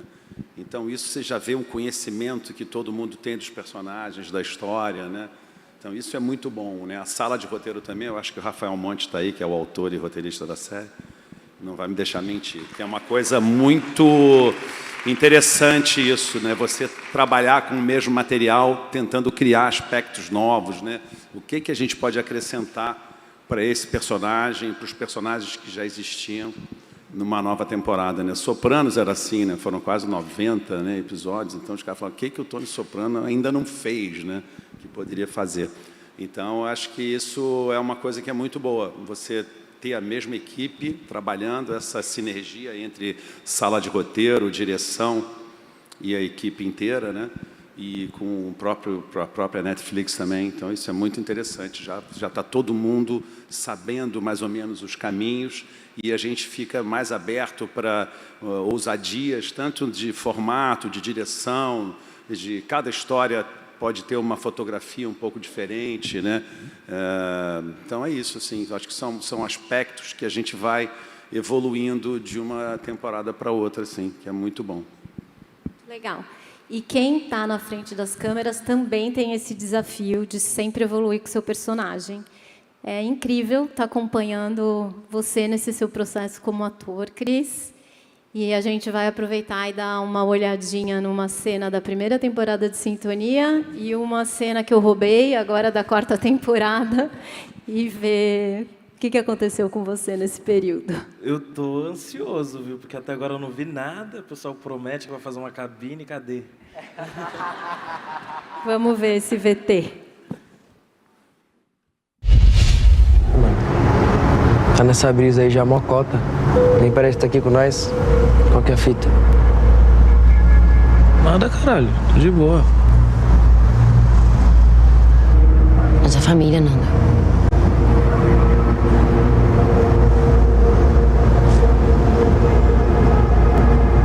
Eu matei um cara. Vai, caralho, mão na cabeça, porra! Polícia! Todo mundo no chão, no chão! Polícia! Perdi, mano! Perdi!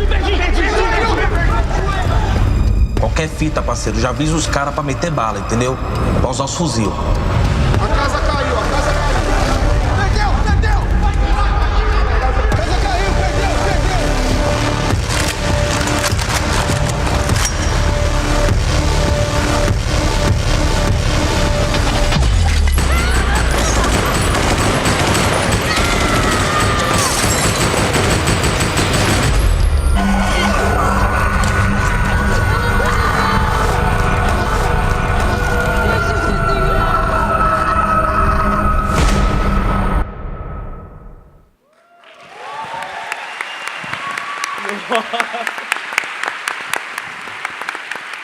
Como não ter muito orgulho desse cara aqui, né?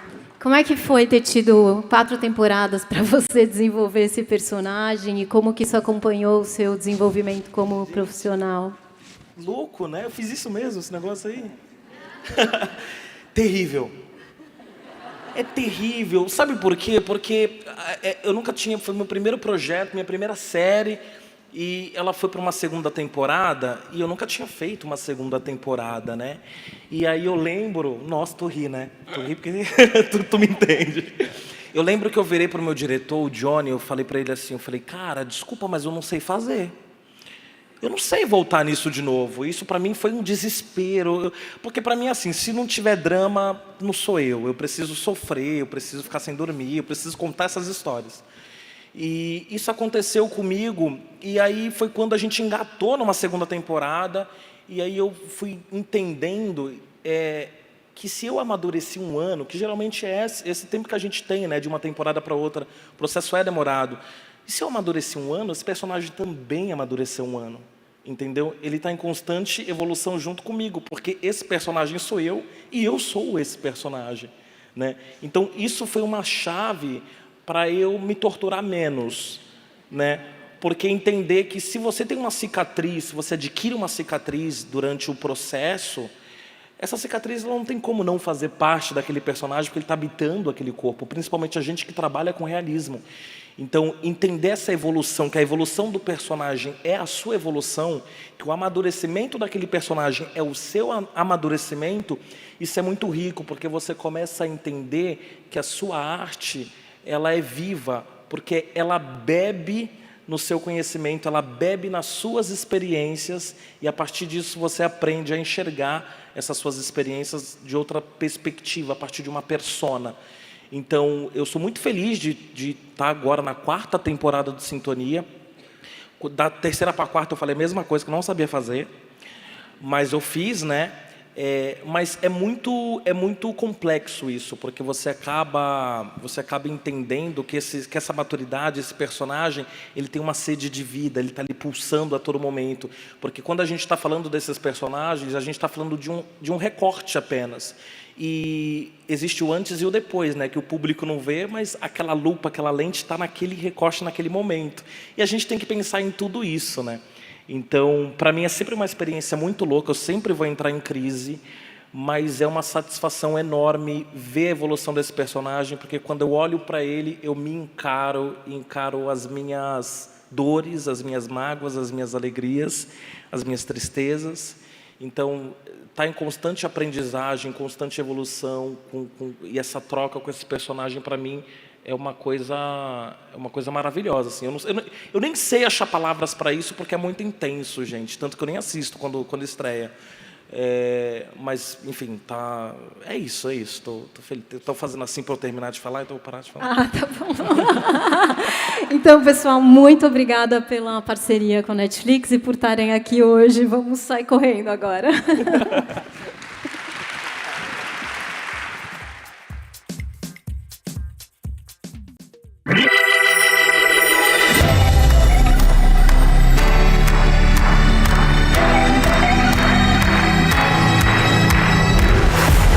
É isso que é casamento pra você. Você queria ser um filho?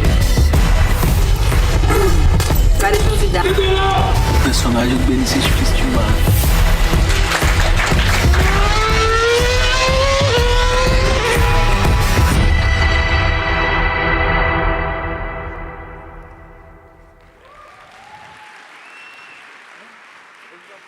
Lembram das novidades que a Netinha mostrou lá no começo do nosso painel?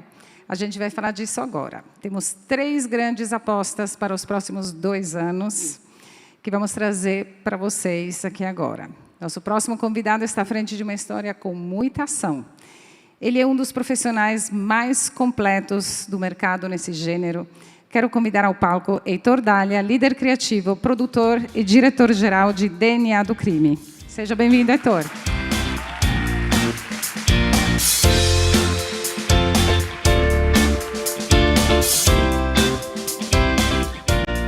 Tudo bem? Oi. Tudo bem? Foi boa a introdução? Maravilhosa. Obrigado. Desde a primeira conversa, a gente sabia que DNA do Crime era uma história que a gente queria trazer para os nossos assinantes da Netflix. Você pode contar para a gente por que o público precisa assistir essa série e do que se trata? Olha, Elisabetta, eu vou contar. Eu quero só fazer um adendo antes de começar, né? Ontem a gente lançou pela primeira vez as nossas primeiras imagens, né? Primeiras cenas, e a gente teve uma repercussão muito grande, né? Como toda ação criminosa, ela é rápida e de grande repercussão.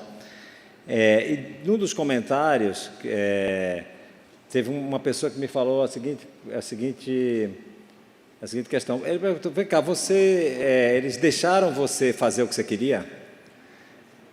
Aquele tipo de comentário de rede social, né? E aí eu pensei, falei, assim, ele deve estar se referindo, eu fiz um filme em Hollywood e não fiz o que eu queria, e fiquei pensando por que o meu amigo da rede social falou isso, né? E quando você vai fazer uma série que mira uma audiência grande, você tem que ter um alinhamento, que já que vamos dizer, o objetivo é a audiência, né? Você tem que ter um alinhamento entre o que você quer e o que o estúdio quer, né? E eu acho que esse alinhamento, assim, tipo, no DNA foi assim, maravilhoso. Eu tive um apoio bastante grande da ANA, por isso que eu queria fazer essa introdução. Foi uma executiva que nos estimulou a subir a barra, né, do gênero no Brasil, com inputs brilhantes e nos obrigando a pensar sempre fora da caixa. E também queria fazer um agradecimento a você, de ter apostado numa série, né, de gênero, uma série brasileira, que conta histórias brasileiras, mas que tem uma mirada para um público internacional. Então, assim, a gente fez uma série que eu acho que, aí chegando na pergunta, né, do DNA, que é uma série que trata de um episódio que aconteceu no Paraguai, Foi o maior assalto da história do Paraguai. Um grupo de assaltantes brasileiros fizeram domínio de cidade em Cidade del Este. E, a partir daí, a gente vai desdobrando numa investigação que teve da Polícia Federal sobre DNA, a gente vai desvendando assim, esse andar de cima do crime do Brasil, né? Acho que hoje no Brasil a gente vive a gente tem várias facções, a gente tem uma facção hegemônica, que hoje é o novo cartel de Cali, que domina o tráfico internacional a partir do Paraguai. Assim, tem os países produtores que fornecem para 40 facções no Brasil, para 28 países. E essa associação entre assalto a banco e tráfico de drogas que a série tenta desvendar, né? Então, assim, é uma série brasileira sobre fronteira, essa vocação do Brasil de país fronteira e de um crime que a gente não está acostumado. A gente sempre só vê a favela e a gente nunca viu esse andar de cima do crime do Brasil, que é gigantesco. Então, o DNA é uma série que traz isso. É uma série baseada em eventos reais, que desvenda uma engrenagem que perpassa todo o nosso tecido social, não só aqui no Brasil, como no mundo inteiro. E é uma série de muita ação, muita adrenalina e, assim, baseada em histórias reais. Então, isso aqui, acho que é o grande motivador assim, da audiência, né? Você sempre falou para a gente que era uma série que requer coragem, né? Você sempre falou isso. Então, eu queria que a gente mostrasse um pouco dos bastidores dessa série, que tanto requer coragem. Podemos ver?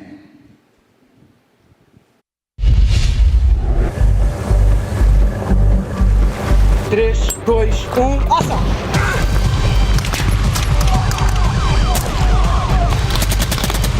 Bora, vai!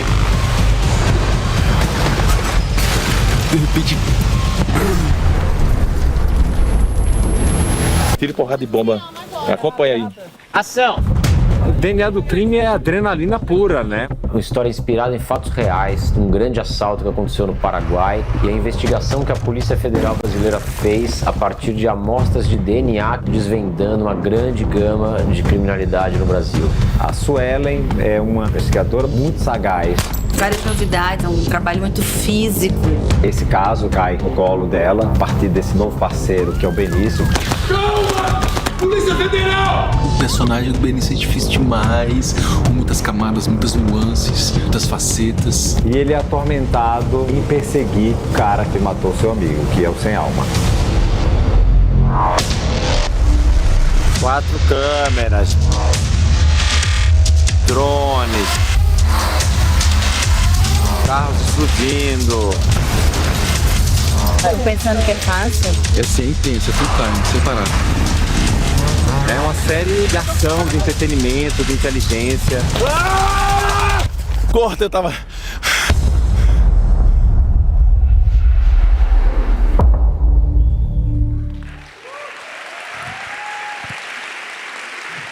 Que série, hein? Você falou que foi inspirada em fatos reais. Você acha que isso traz uma outra conexão? Eu acho que as pessoas se interessam nesse gênero, né? Se interessam pelo que é real, pela realidade, né? A gente teve consultores da polícia, consultores do crime, a gente tinha consultores ex-assaltantes de banco, ex-traficantes internacionais, policiais da Força Tática, policiais federais, policiais civis. Então, essa verossimilhança vai dando à série um sabor diferente, né? Assim, tipo, as pessoas gostam de saber como as coisas são por dentro das engrenagens, né? E a gente foi aprendendo muito com isso, com esses consultores. É uma série que a gente aprendeu muito, né? DNA é uma série que a gente já ama. Obrigada, Heitor, por estar aqui conosco. E a gente se vê logo, logo na tela. Obrigado, gente. Valeu. Obrigada.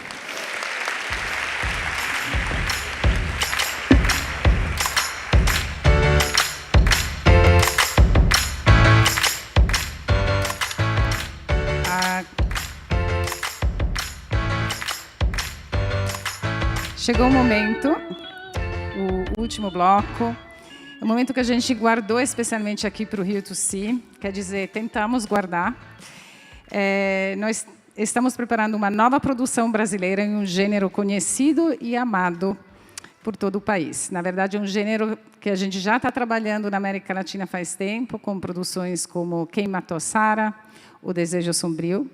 Esse projeto aqui no Brasil conta com 2 profissionais muito talentosos, que quero chamar agora ao palco para falar dessa novidade, e os 2 protagonistas da série.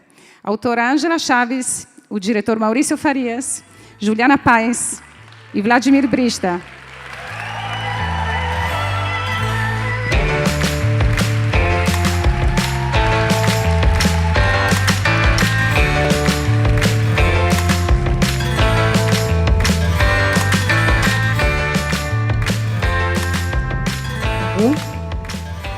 Sejam muito bem-vindos.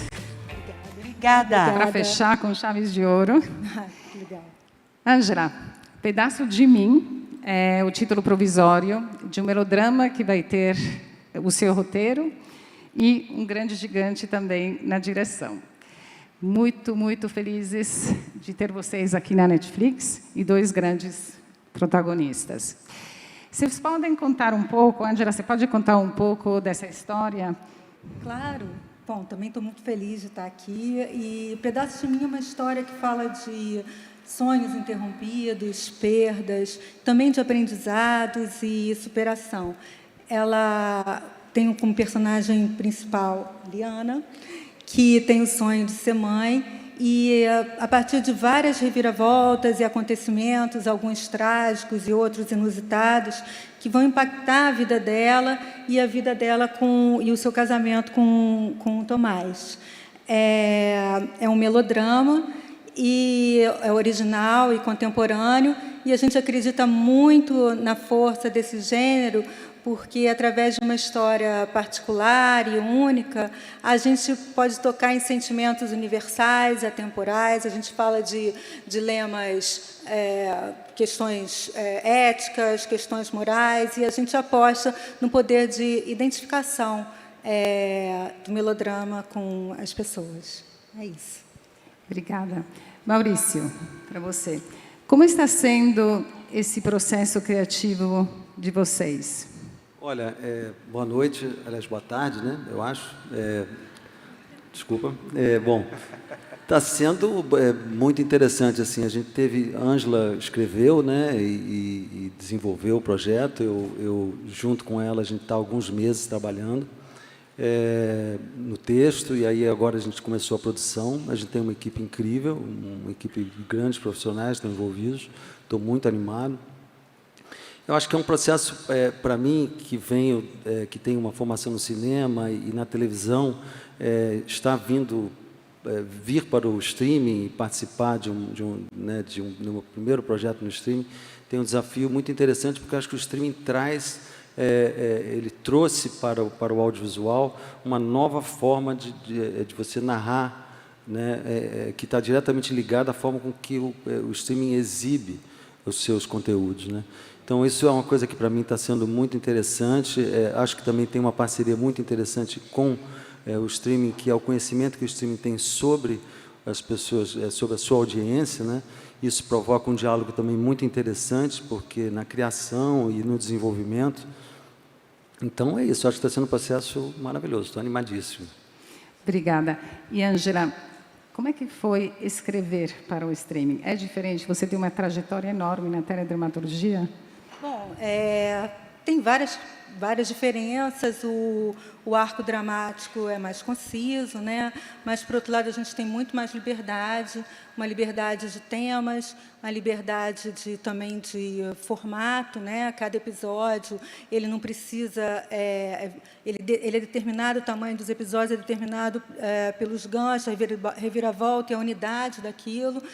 Não tem um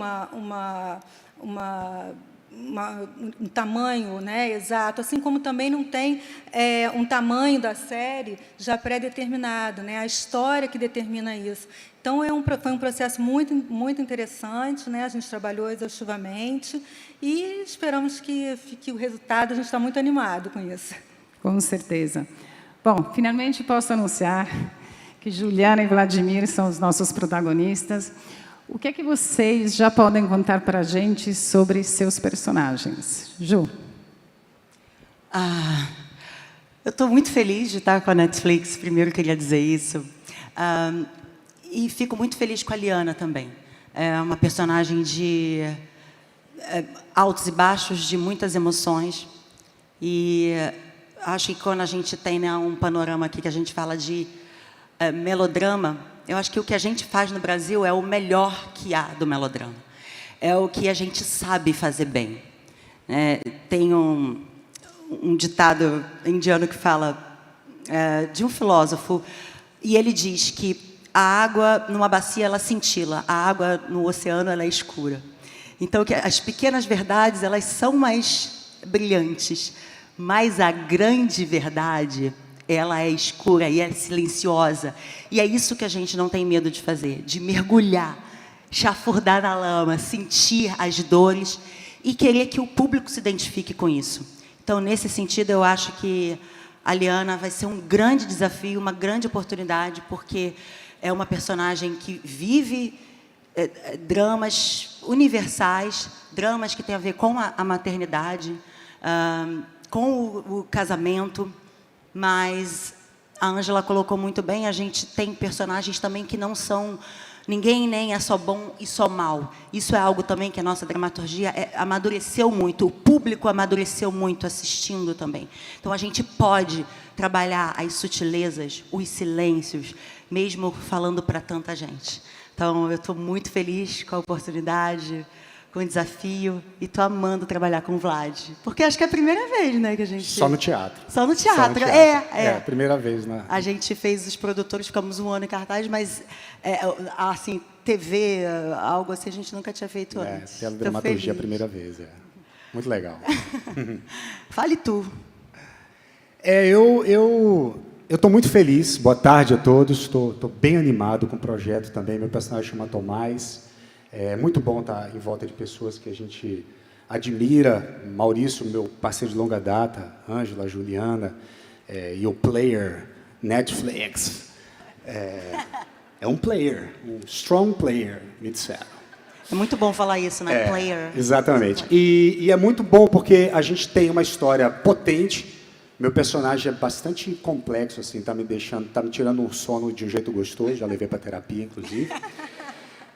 Mas é muito bom poder encarar personagens e histórias que elas têm tridimensionalidade, são mais complexas do que eventualmente a gente encara. Então é muito bom estar bem cercado, ter tempo para realizar isso, ter uma estrutura forte. E eu acho que essa história as pessoas vão se identificar bastante, porque ela carrega, né, a história quando a gente fala melodrama, fala do drama que a gente, né, faz aqui, a Juliana falou muito bem. O brasileiro é faixa preta em negócio de melodrama, né? A gente sabe fazer isso muito bem e sabe a hora de ser João Gilberto, sabe a hora de ser mais axé acting. E eu acho que a gente pode contar essa história com bastante cor, com bastante sangue, com bastante lágrima, com bastante silêncio. Eu estou bem empolgado com esse desafio. Assim, eu encaro como um desafio, mas eu estou bem empolgado. Obrigada. Maurício, para encerrar, qual é a sua expectativa dessa grande produção com esse grande elenco? Olha, Elisabetta, a expectativa é a maior possível, né? Assim, a perspectiva de você passar para 190 países, para 200 milhões de pessoas, ser acessado por 200 milhões de pessoas, eu acho que é um desafio enorme. É uma experiência, diria, espetacular. Eu estou muito animado, a gente tem um grupo muito grande, temos um grupo de atores muito grande, atores experientes, atores jovens, talentosos, e uma equipe também, está todo mundo muito animado, a expectativa é maior. Nós também estamos muito emocionados com essa possibilidade, a gente estará junto em breve. Eu queria agradecer todos que dedicaram seu tempo para estar aqui com a gente. Obrigada, Vladimir, Juliana, Ângela e Maurício, por nos oferecerem um pedaço de mim. E obrigada a Fernanda. Cadê a Fernanda? Oi, vou entrar. Oi, gente. Para ajudar a conduzir esse papo aqui hoje. Obrigada, é um prazer estar aqui com vocês. Obrigada por terem vindo, vocês foram uma ótima plateia. Muito obrigada. Nos vemos em breve. Obrigada.